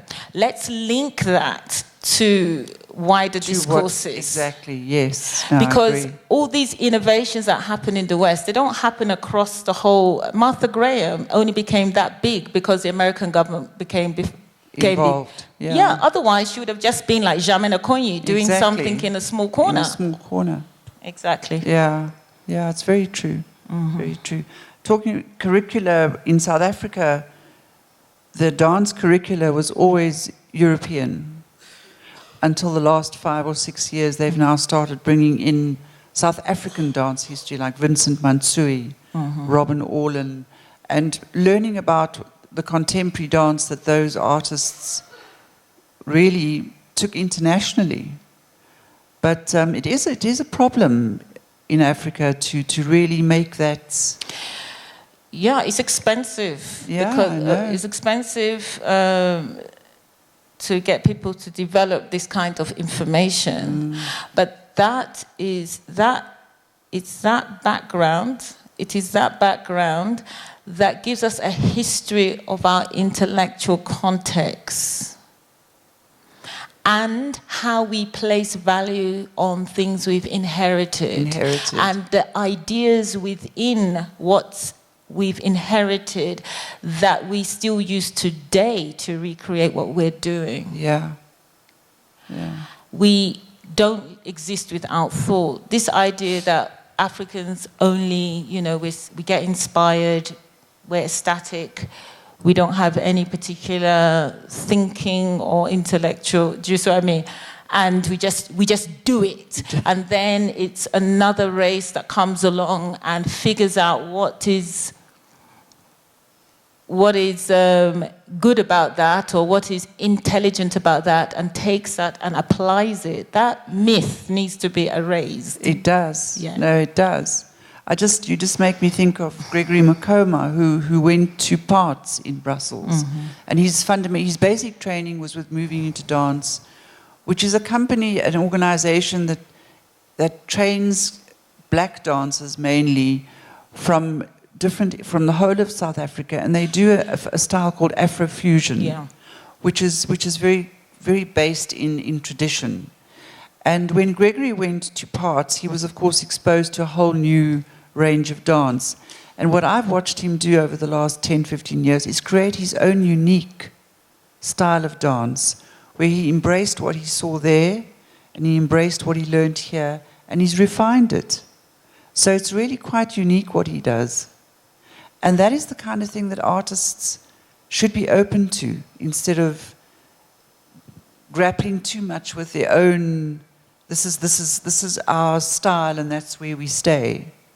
Because me personally, I see hip-hop, pansula, gumboot dance ad nauseum, and after a while you want to go, maybe you need to shift somewhere now and reconstruct it slightly. Yeah, but we have to understand that all these dance forms, they dwell within different contexts.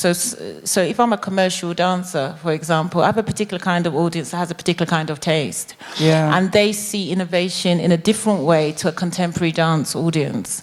So, for example, within Pansula, I might be creating new steps, but I'm creating in a particular parameters that that audience likes. Yes. Someone that is not from that circuit might actually see no innovation at all. Do you see what I mean? Yes, because they're looking at it very broadly. And this is why we have to start thinking about our various industries more specifically. Yes. I know people complain Africa is not a country, it's a continent.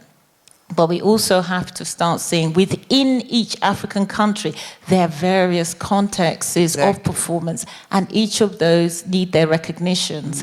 And that power is the power that you see produced in Europe that comes and tries to redefine what's going on in Africa, because they're working from that. Since we have decided as Africans to use a university system, we could have said we don't want a university system, we'll get educated in other ways. But since we've decided to use it, let's use it. Because there's a power in developing that intellectual context. Yes. In terms of ownership, development, and developing an industry. There's a lot of power in that. Yeah, true. Yeah. Thank you. Okay. Thank you very much. A big hand to the conversation. Now, we're running a little bit late. I spoke to Nikkei and we thought it might be better if we keep the questions when the long table starts after morning tea. Unless there's a really, really, really hot one question that you're dying to ask, now, maybe save it for just the long table discussion. Anybody dying to stand up and speak? Okay, there's one here.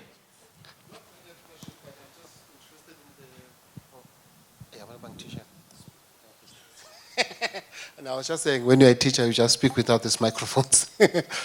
Now, I just wanted to discuss the issues of the African context.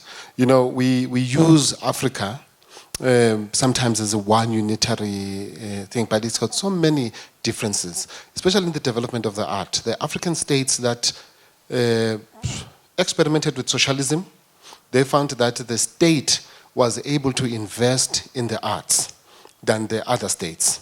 And then also in the Francophone Africa, in the Anglophone Africa, there's also different approaches.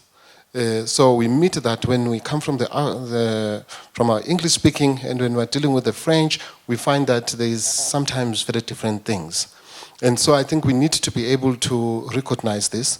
And then you have states, like for instance, the Kingdom of Eswatini, where we do not have even these performing spaces where people can have a dance company that will perform consistently over a period of time, because the infrastructure doesn't exist. The whole country is only one theater that is not funded by the state. That's not funded by the state and is not funded even by corporates. And so we have that particular problem. And then we also have in the digital, our TVs, our radios, they all do not have independent works. So that is a problem. And it's across different other African states that you find that doesn't exist. And then that's the problem.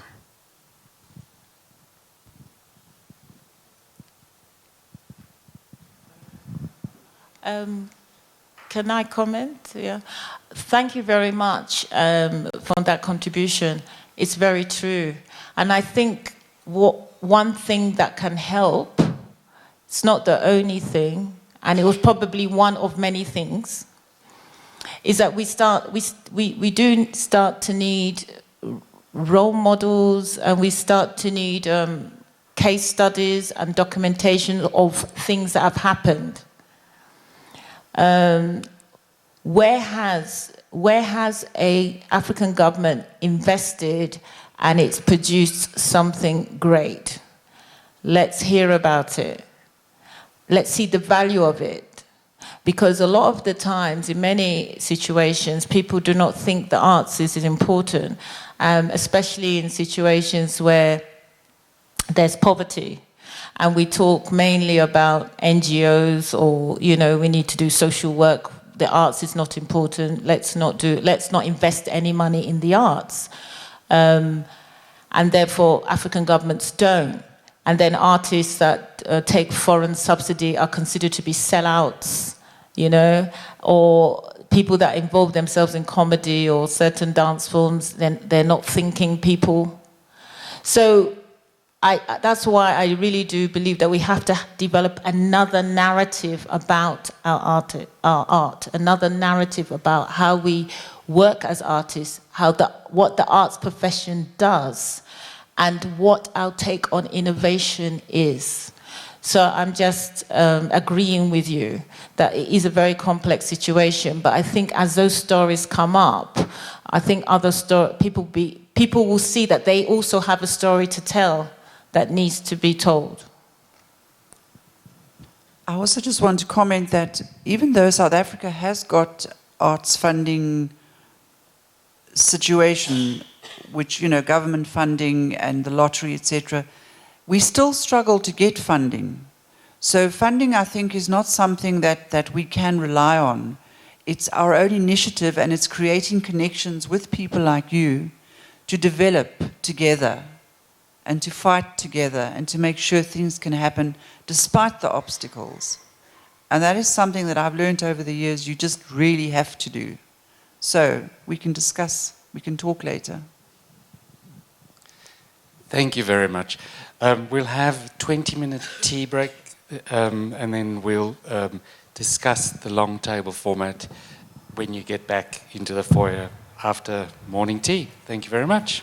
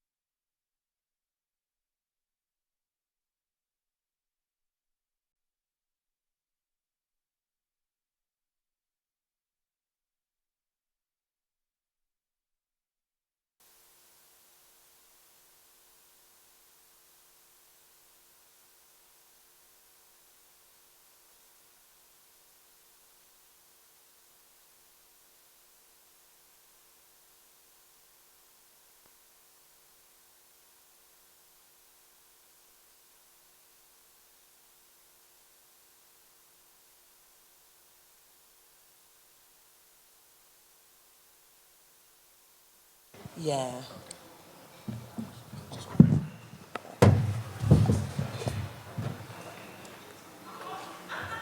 Would you like me to introduce you? You're okay.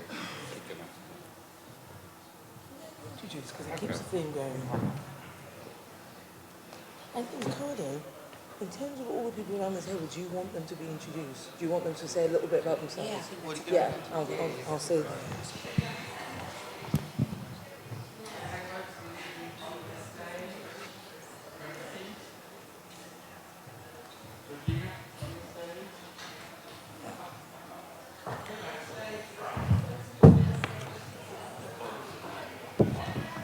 Take a seat anywhere. Okay.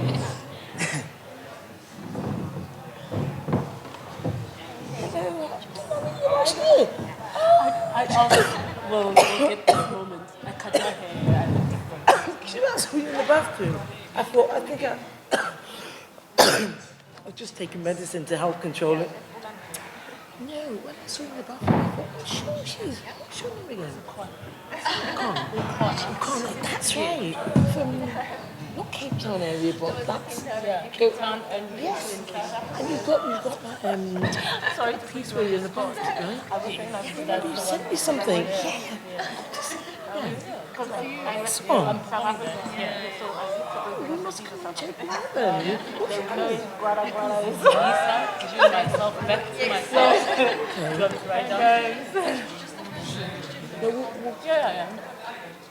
Afrobeat. That's more the West Side. What day? Do you understand? Then I realized, Thursday. Not trying. I think you're on our list. We've got a list of artists that we're recommending that people connect with. Actually, Shagun, if you come... Oh, you know you've got 2 chairs there. Shagun, sit here, because these spaces are open up for the audience. I think if we move the table back a little bit, we get a bit more chairs in. Yeah? Oh, are other people coming? Yeah, other people will join. No, you've got to move up. Right? Let's move the table. That's it. So people from the audience can join. Like an espresso. Is everybody here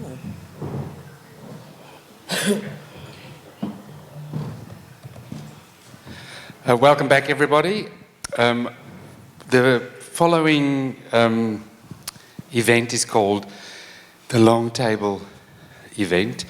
Nikkei Jonah will be leading the long table, and she'll read the long table etiquette. We've adapted it a little bit to fit in with our space, but these guests are going to be talking a little bit about some of the things that we've talked about this morning in terms of digital space performance practice from the African continent. But I'll hand over now to Nikkei Jonah, who will be the long table facilitator. Good afternoon, everyone. Well, not quite afternoon, but we're nearly there. Welcome back. So this is an opportunity now for us to all have a conversation about, in response to Fumi's earlier paper. So just to kind of outline the long table format for those who don't know it, it's based on a dinner table conversation. And the setting is supposed to be a domestic dinner table as a means of generating public conversation. And it was conceived by artist Lois Weaver in response to the divided nature of conventional panel discussions. The long table allows voices to be heard equally, disrupting hierarchical notions of expertise, and it was inspired by Maureen Gorris's film, Antonia's Line. The central image of the dinner table getting longer and longer to accommodate a growing family of outsiders, eccentrics and friends until it finally has to be moved outside. So since then, the table has been set at institutions and festivals worldwide and has invited hundreds of people to sit and share their views. So I'm going to read out the rules behind. This is a performance of a dinner table conversation. Anyone seated at the table is a guest performer. Talk is the only course. Well, we've got water as well. No one will moderate, but a host, that will be me, may assist. It is a democracy. To participate, simply take an empty seat at the table. So there's a couple of empty seats. If you leave the table, you can come back again and again. Feel free to write down your comments. Well, maybe not on this tablecloth, but on something else, right? There can be silence. There may be awkwardness. There can always be laughter, but there's an end but no conclusion. And with that, we'll get started. So what I'll do is, first of all, I'll ask everyone to briefly, literally in a minute, and this is a real test, to just introduce yourselves. And if you've got a quick response to Fomi's presentation or to the subject matter, please give that to us, yeah? So we'll start with Jude. Hi, it's working. My name's Jude Anderson. I was born on Yorta country in River country in Victoria, and I live and work on Djadjawarung country, which is in central Victoria. I'm artistic director of a regionally based live arts experimental performance company where live presence of the public participants and performers is critical to creating the work. Hi, sorry, I'm Georgina Thompson. You heard all about me just now, so you all know who I am. Hi everyone, my name is Ukhona Ntsali Mlandu. I bring here a performance art piece called Ukuzibuyisa, bringing myself back to myself, a performance ritual with my daughter, which will happen on Hoffman Square on the 2nd, 3rd and 4th at 3. That's important, please come. So if that's the only way I use my minute, I'm okay. Yeah. Hello everyone, my name is Shegun Adefila. I'm an artist based in Nigeria. I run a dance theater company called The Crown Troupe of Africa. It's a company of young theater makers, and we try to explore every form of arts, from visual to dance to music, whatever, to tell our stories. Thank you. Nike Jonah, Exec Director of the Pan-African Creative Exchange. Fumi Adewale. My name is Sonia Rada. I'm a visual artist based close to Cape Town. I'm one of those artists from Open Lab who broke down and cried and wanted to run away.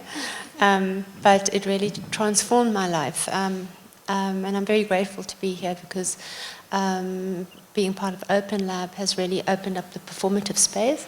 And Kagiso and myself and Usipa will be doing an experimental performance called Miss Scene. Hi everyone, my name is Kagiso Kekana. I am a singer-songwriter and creative in my own right, as well as a founder and artistic director for Charismatic Rhythms Community Arts Hub, based in Limpopo. Yeah. Hello everybody, my name is James Berlin. I'm an interdisciplinary artist from Western Australia. I live and work on Noongar land, and I'm executive producer of WA Youth Theatre. And for me, in response to your paper today, I would say that I'm old enough to suffer from what I call DATA, which is digital trauma, digital adjustment trauma affliction. Yeah, I'm Sinsa Joy Mansell from Lutchewita, Tasmania. I'm a co-founder of Pakana Kanaplela. We've been here running a cultural exchange program with local dancers, which is all First Nations traditional practice exchange. And in response, for me, firstly, I have this thing where technology and I are not friends. I'm very outdated. But my mind, in everything that you just expressed and spoke about, really, really resonated with me. For 16 years, Pakana Kanaplela was founded. And as you mentioned, it was about a dance that was choreographed 16 years ago that is still performed to this day, was given permission by the community and taken ownership of. And it was one of the first dances. We created a tradition that is now at all festivals, at all schools, and is broadly known across the state and nationally, and now becoming international. But the hook for me in the discussion that you were just sharing is the ownership. Tasmania, out of Australia, people know about First Nations people from Australia and not so much Tasmania, and that's why the work that I do is so important. And when I co-founded Pakana Kana Pleila, it was about reviving and restoring traditional practices through song and dance. But the elders, a conversation, and we had a meeting, how can I say that we're traditional dancers when it's not passed down? So we took ourselves out into the bush and recreated stories of the native animals and the traditional practices. And then we gave ownership to ourselves to say that we are contemporary traditional dancers. But the weight of that in staying true, say for example, Tasmania do not have didgeridoos. That is not in our culture. There is so much diversity on the one island of Tasmania, also in Australia, so First Nations people everywhere, obviously across the, globally. But that's not broadly known. And so for me, as the co-founder, one of the core values for Pakana Kana Pleila was to stay true to Tasmanian tradition. And I felt that we couldn't evolve because if I was to contemporise anything, then the tradition would not continue for 10, 15, 20, 125 years. It would not be there. And it's only been recent. We imitate animals and tell stories, and so when they become teenagers, they seem to disengage and I'm losing them. And so I'm now given myself permission with the extraordinary support that I have statewide in the Tasmania in many networks to also take on my individual practice, which is a live performance artist. And so that's, travelling globally, in New York earlier this year, taking performance to Los Angeles, and then that's making these teenagers go, wow, but also be able to do. Pakana Kana Pleila will never stray from the core traditional values, but I'm also investigating in that contemporary. And so everything that you just shared really resonated with me, and it was hard for me to give myself permission to do that. But just in response to your wanting this session.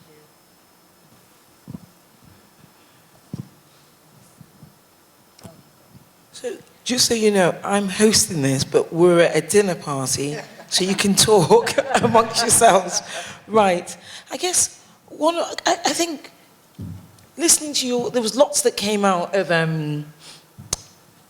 your presentation, and I think the first question I want to ask you is something quite simple, and I'll ask you, Shegun, to kick it off, and it's in relation to your relationship with the digital space. I know that you've got, Fully mentioned during her talk, you a number of times, it's a pity you didn't hear it, but you came up a number of times, Shegun. So I'd like to know, you're doing this conference in Nigeria a little bit later on this year. Do you want to tell us a little bit more about the conference and why you've chosen the theme of digital within your conference space? Thank you. I'm so sorry I missed the morning session. So the theme or the title of the conference is Digital Spaces and Creative Arts Practice in Nigeria, or if you like, in Africa. And it has a background. In the 80s, while I was growing up, we used to see lots of plays, Yoruba plays. I'm a Yoruba boy. We saw these movies on TV, and I remember that part of what we used to see, because it's about what we call African science. Some people call it juju. I prefer to call it African science. They trace us back to how our ancestors used to communicate with their wives at home. And this great hunter would be in the forest or could be at the battlefield or wherever, but they communicated, and they'll just bring a calabash with water, and they say, they recite some verses from their Bible, and they say something like Oyela. And we saw them communicating. This was in performance, in the movies we saw. So I said, okay. And as time went on, we realized that performance space is moving from the real space, like a stage, to virtual spaces. We saw right now on Instagram, that's the in thing now in Nigeria. People just become superstars overnight. Just do something, create something, and put it on Instagram, on any social media, and boom. So we see that gradually performance is moving from, the attention is shifting. There's a global conversation going on, and the only way you can interact globally is to get into that space. because in the real space, you can only be seen by those of us here.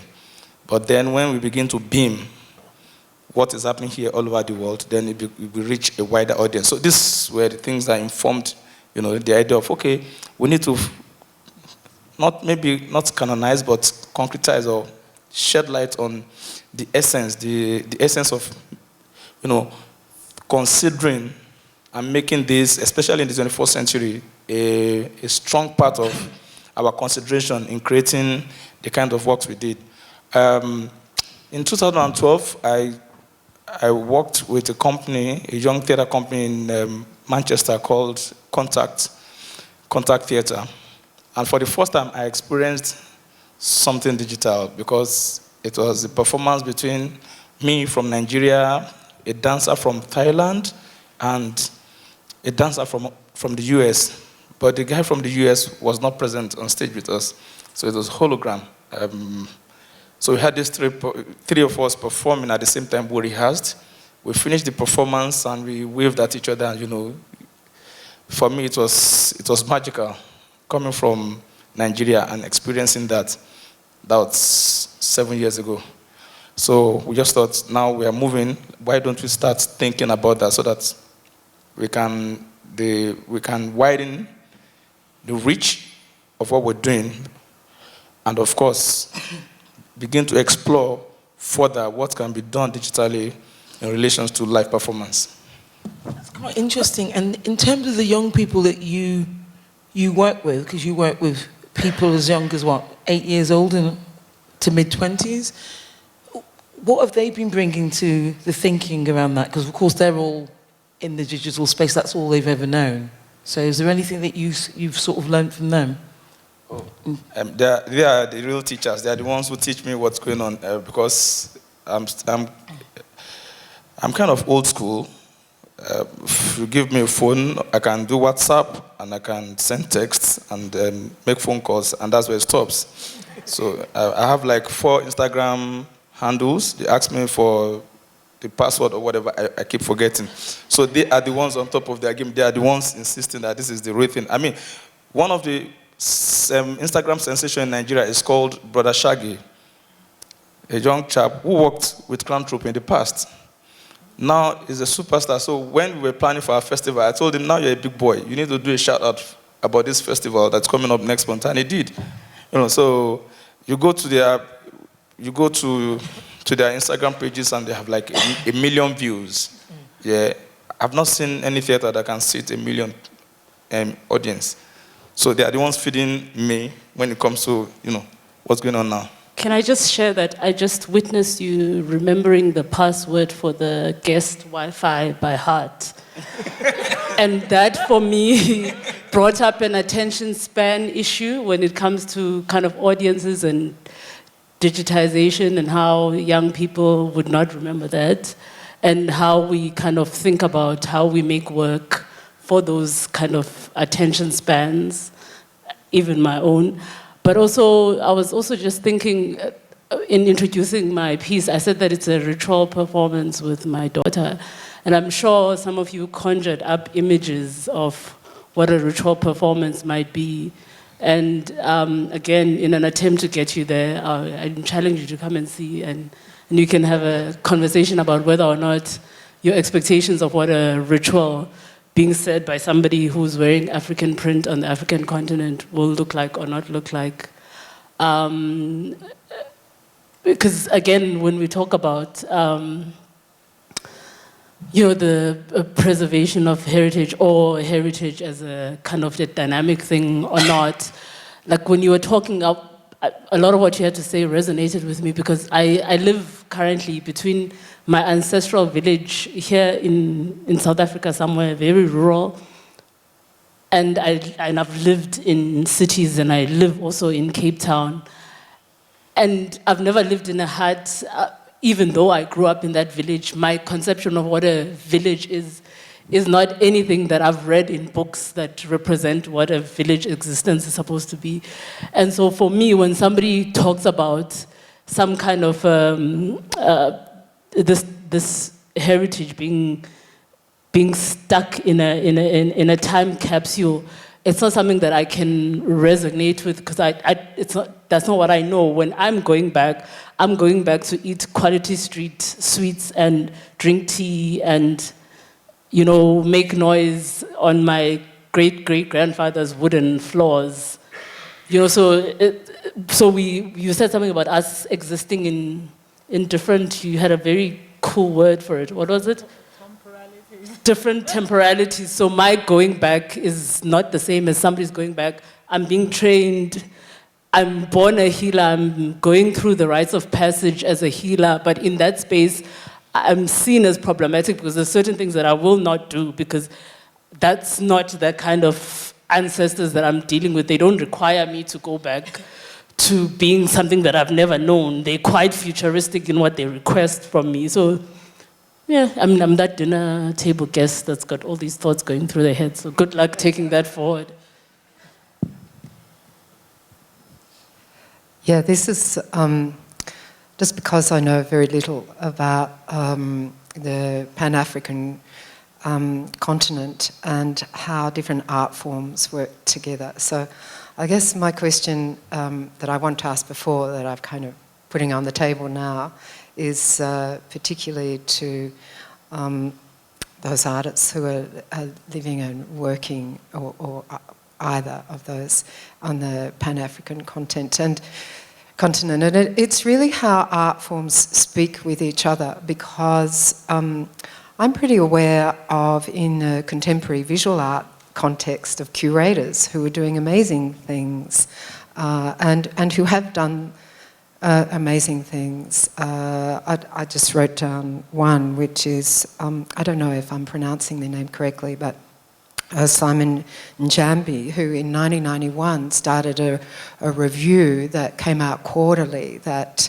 was a kind of critical review and enabled discussion around art form. And so in a context of interdisciplinary practice, are you able to give a sense of how the art forms are working together? Because in Australia, it's often in the contemporary visual art context that the digital realm is being experimented with a lot more, and what we bring into performance quintessentially has its origins through that passage.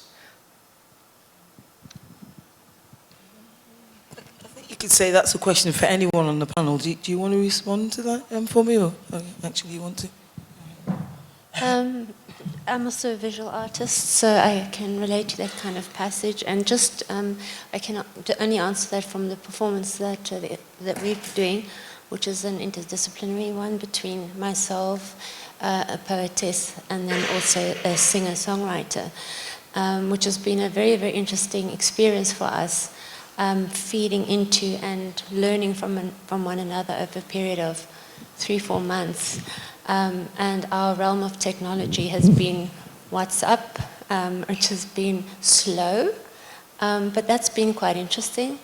And it's required a lot of passage of time, so it's not Skype, and a lot of listening. And then also I was wondering, we're using an old overhead projector, so is that technology?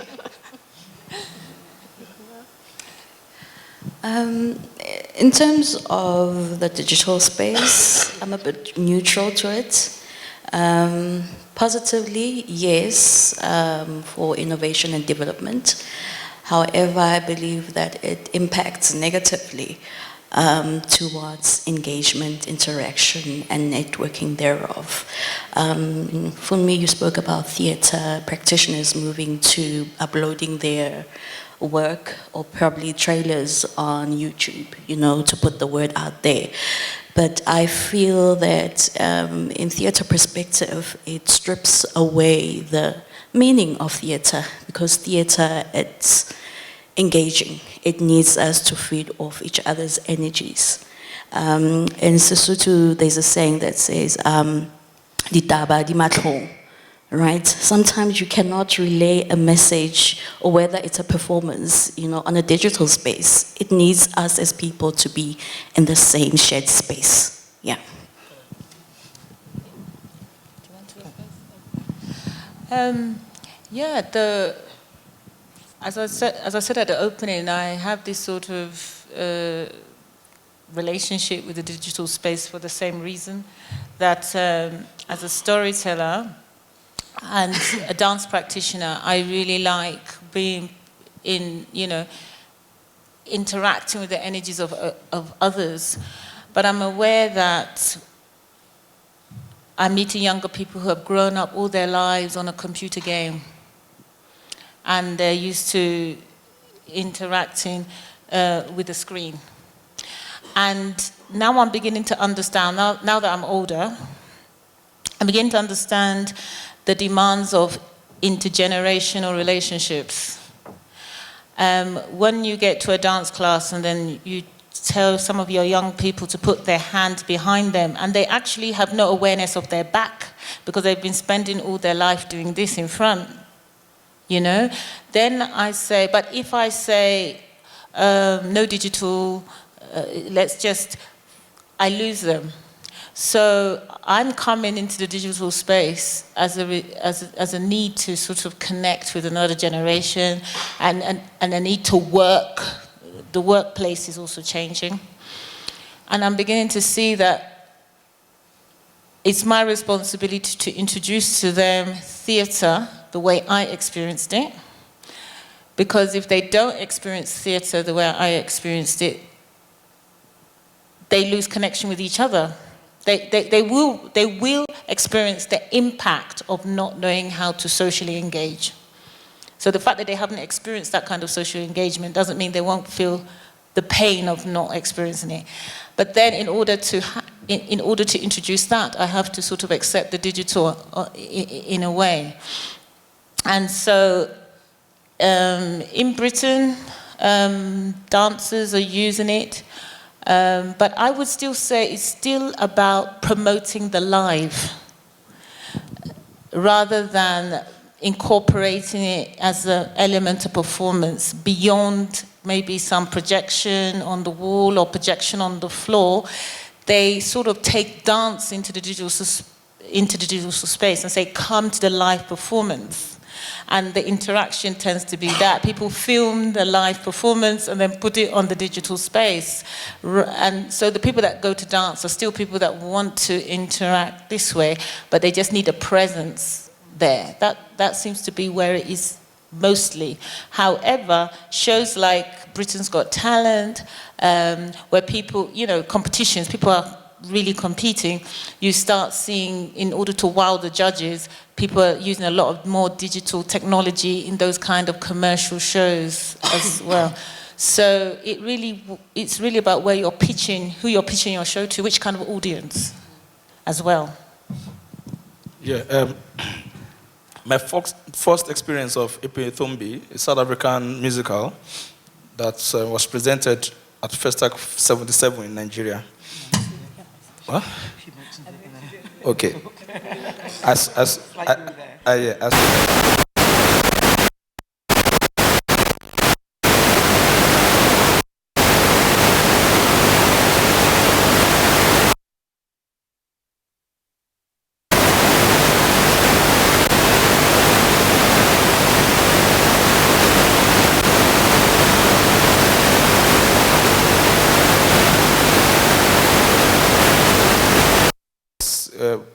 Once that begins to happen, there's going to be a lot of disintegration, and we're talking globalization here.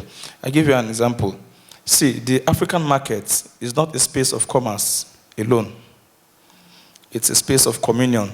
So no traditional African market woman would come to the market in the morning, and then you come and you say, hey, Mama, I want to buy your oranges, and she gives you a price and say, you're buying everything, and she goes home. She's not likely going to sell everything to you, because she has not just come there to make money alone. It's an educational space where if a child is ill, from discussions that you overhear from your neighbors, from the other stall, you can know what you can apply. It's a space where people get educated, people learn so many things. But when it changed,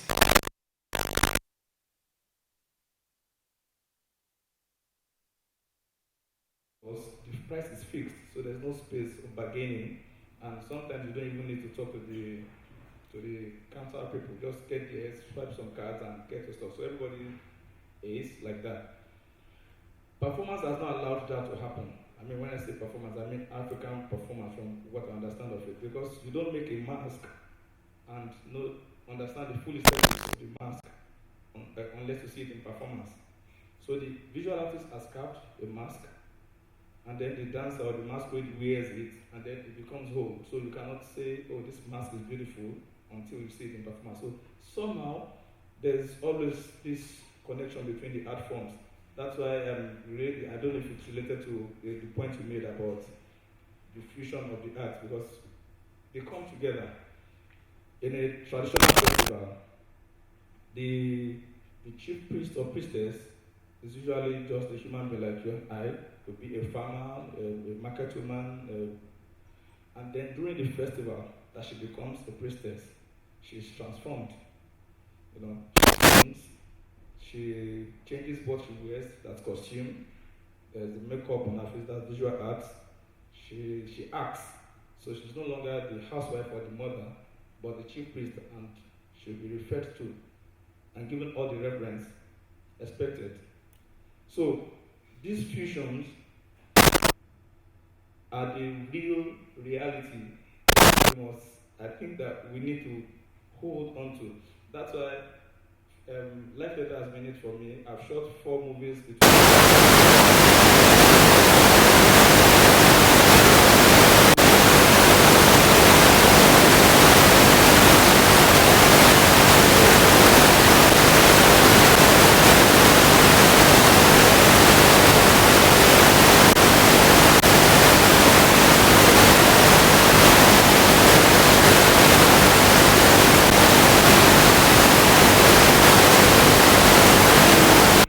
yeah. If anything goes wrong, you'll say, Egbamio, there's help. And people come around, that's our 911. Yeah. Because that interaction cannot be replaced by digital space. But digital space just helps for me to widen your audience. Now people are in a hurry. You know, it used to be Telegram, and then it becomes instant grab it, Instagram. You know, because people don't have time to sit down in a space, you know, the kind of patience we had in the past. Everybody seems to be in a hurry now. You know, so all these contradictions are happening to us as artists. So we are thinking, how do we deal with this? How do we keep people seated, and, you know, how do we speak languages that today's youth will understand? And part of the method is to go do some research. I mean, we do multimedia presentations where some research-based work. We're talking about, for instance, one of our past work was on something on migration, where we saw that all the rural areas, we have virgin farmland, there's nobody there, big houses, they are empty, and the cities are choked. You know, so we went to those places and spoke with, and we rely on the soil to feed. So all the people at home providing the food for several millions of young people are old people. They are the ones who understand the soil, they know the weather and all of those things. So we interviewed them, and then we took this recording and juxtaposed it with live performance of look at where you're coming from and look at where you are now. Now, that we would not be able to explain very well if there was no technological support. You know, so it's a continuous, you know, navigation around these balances. You know, it's shifting. Sometimes you want to go that way, but yeah, at what point do we stop? I think that's the, you know, the everyday challenge for most of us.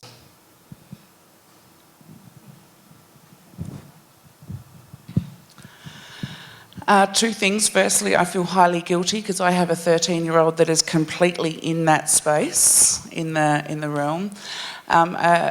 I can't speak on Pan-Africa, but in response in the work from Lutruwita and Tasmania, we're collaborating with 2 different nations, 2 different tribes. So myself as lead artist with Tas Dance, which is the dance company in Tasmania, and we're creating a virtual reality space, and it's going to be song and dance through traditional language.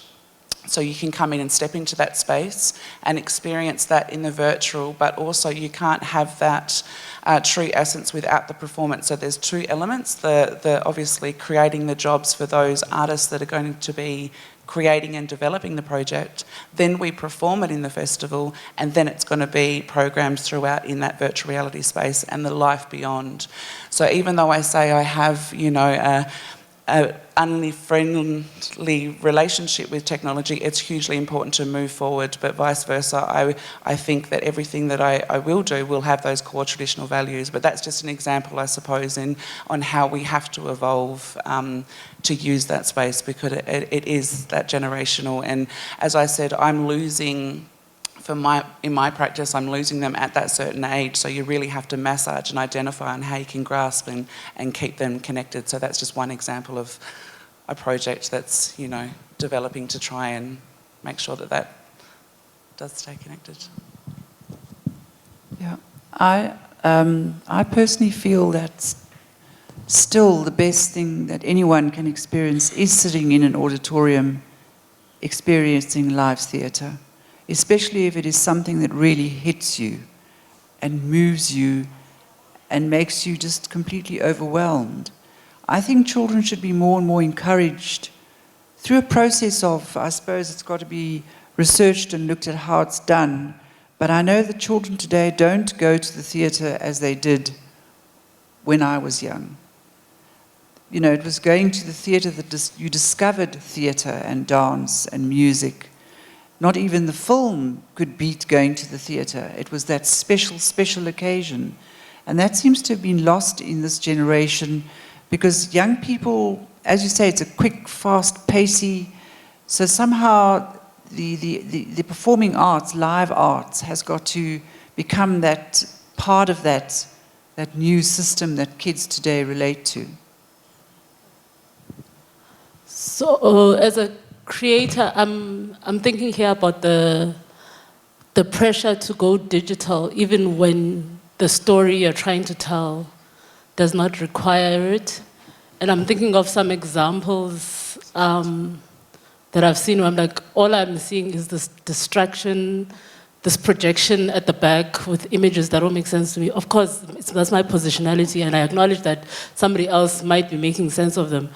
But like, you know, in this country, there's a buzzword in our government where they talk about 4RI, the fourth industrial revolution. And you're just like, I don't know if it's like a big bang moment. I think that it actually, like, these things happen, it's not an occasion. We're not gonna ring a bell and say this is the fourth industrial revolution. So then it brings me to the thinking around, like, how do we nurture imagination as I mean, because I consider imagination a very political thing, you know, so I'm interested in what that is, and whatever form it takes, and whether or not it goes the digital route, that should be incidental. I wonder, I mean, I might take the mic again and think for the other side, because I'm always shifting what I'm thinking, but I'm wondering about that. I'm like, okay, so what do we do to imagination and the opportunity to, I mean, a lot of thoughts. I'm just thinking, so these things called orchestras, who are cover bands for like these musicians that made these 3 songs that keep playing all the time, because that's what orchestras are, right? They're a cover band for Mozart. They play it all the time, and we must all believe that they deserve to exist, and they must get all this money.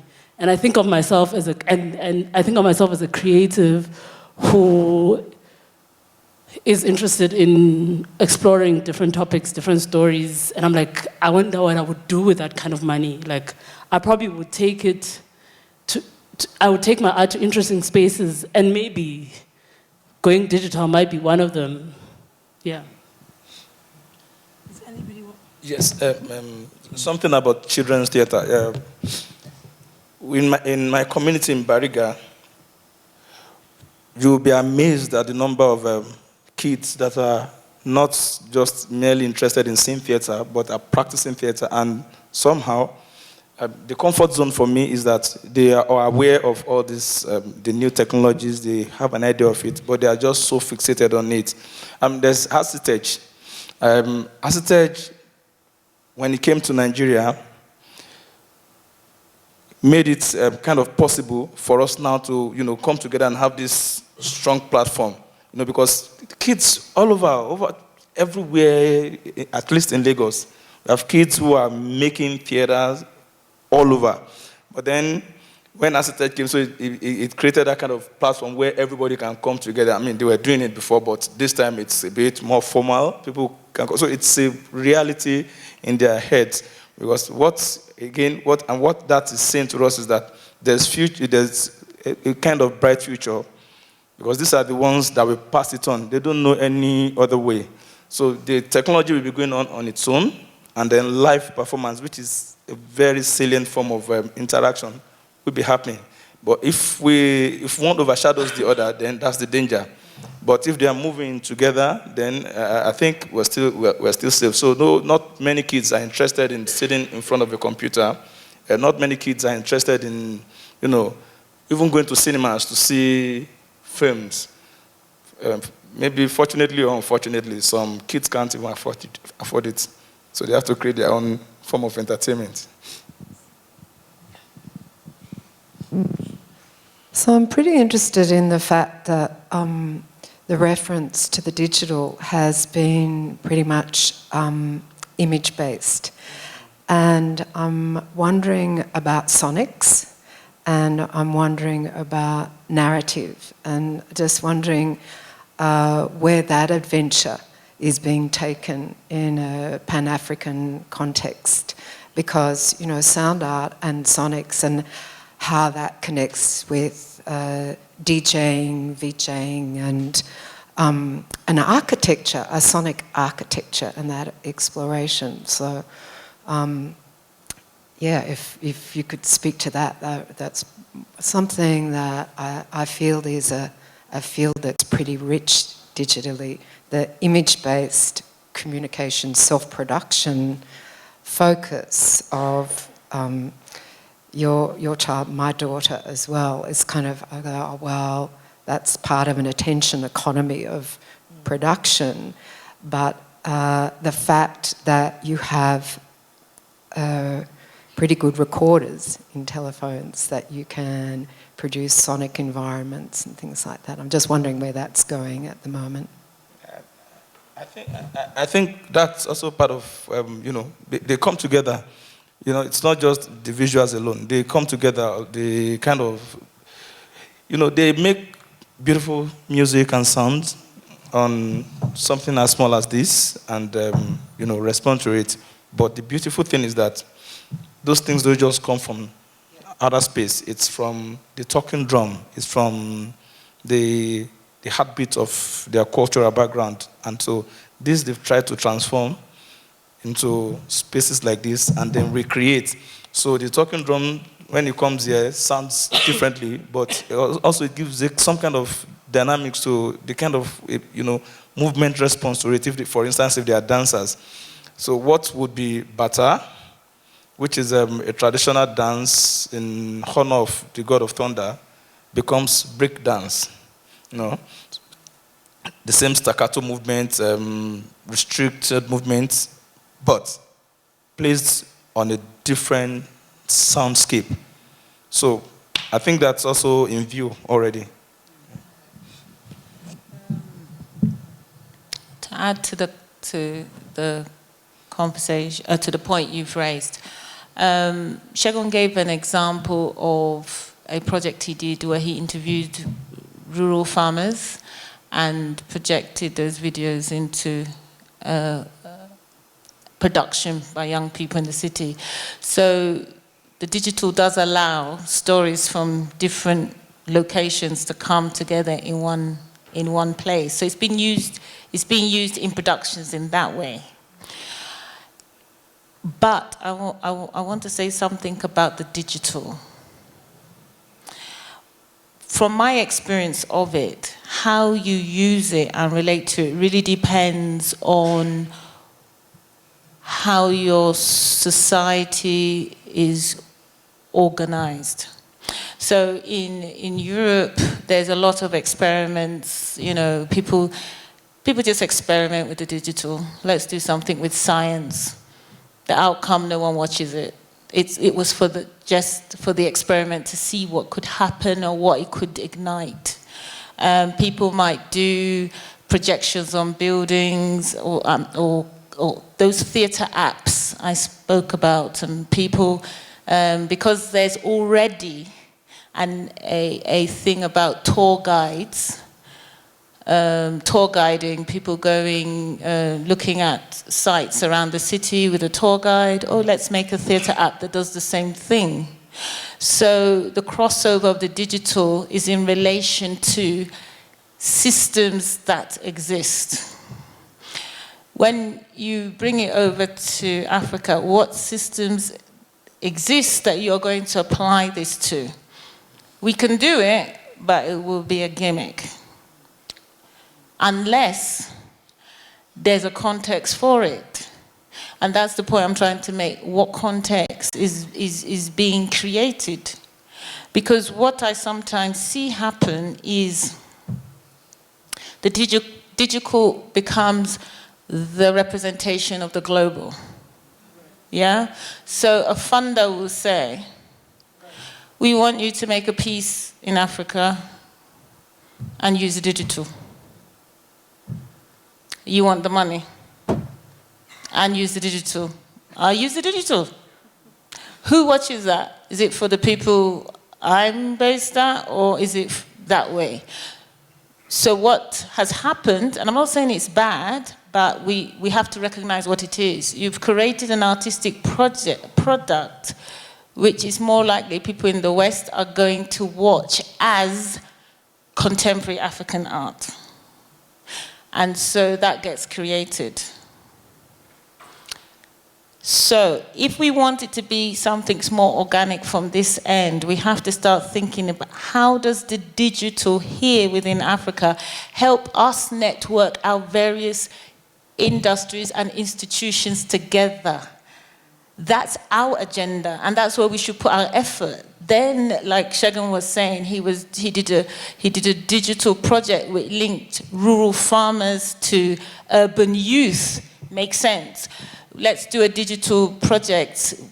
You know, we can project our images from the urban community to the rural, or have a relation, or do a project that brings an industry that exists maybe in Lagos with an industry somewhere else in Nigeria and link it.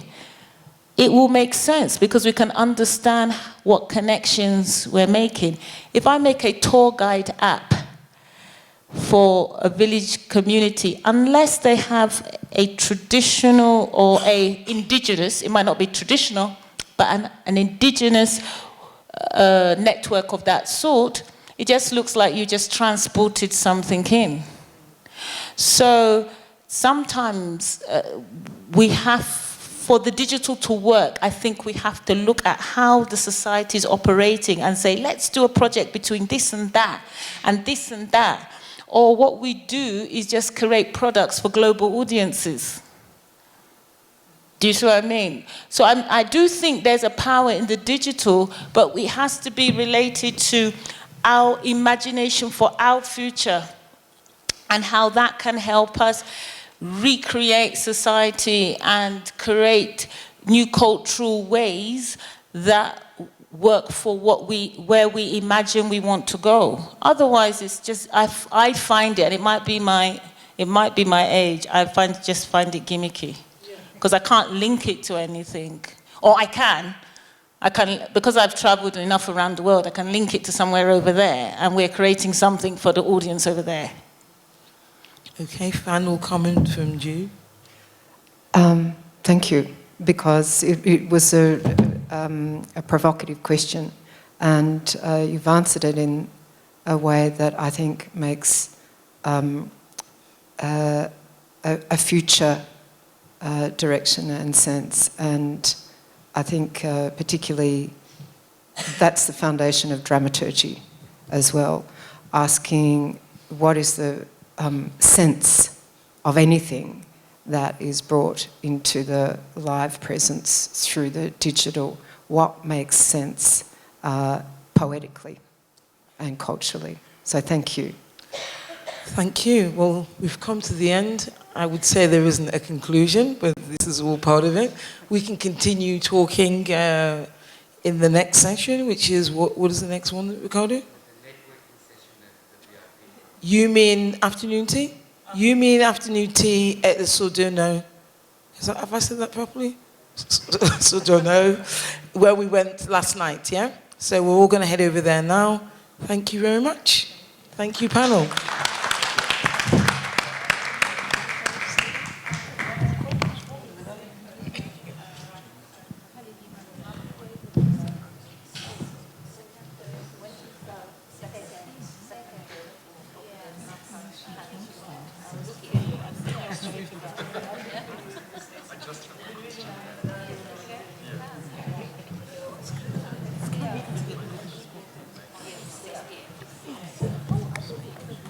So we can tell through little bits.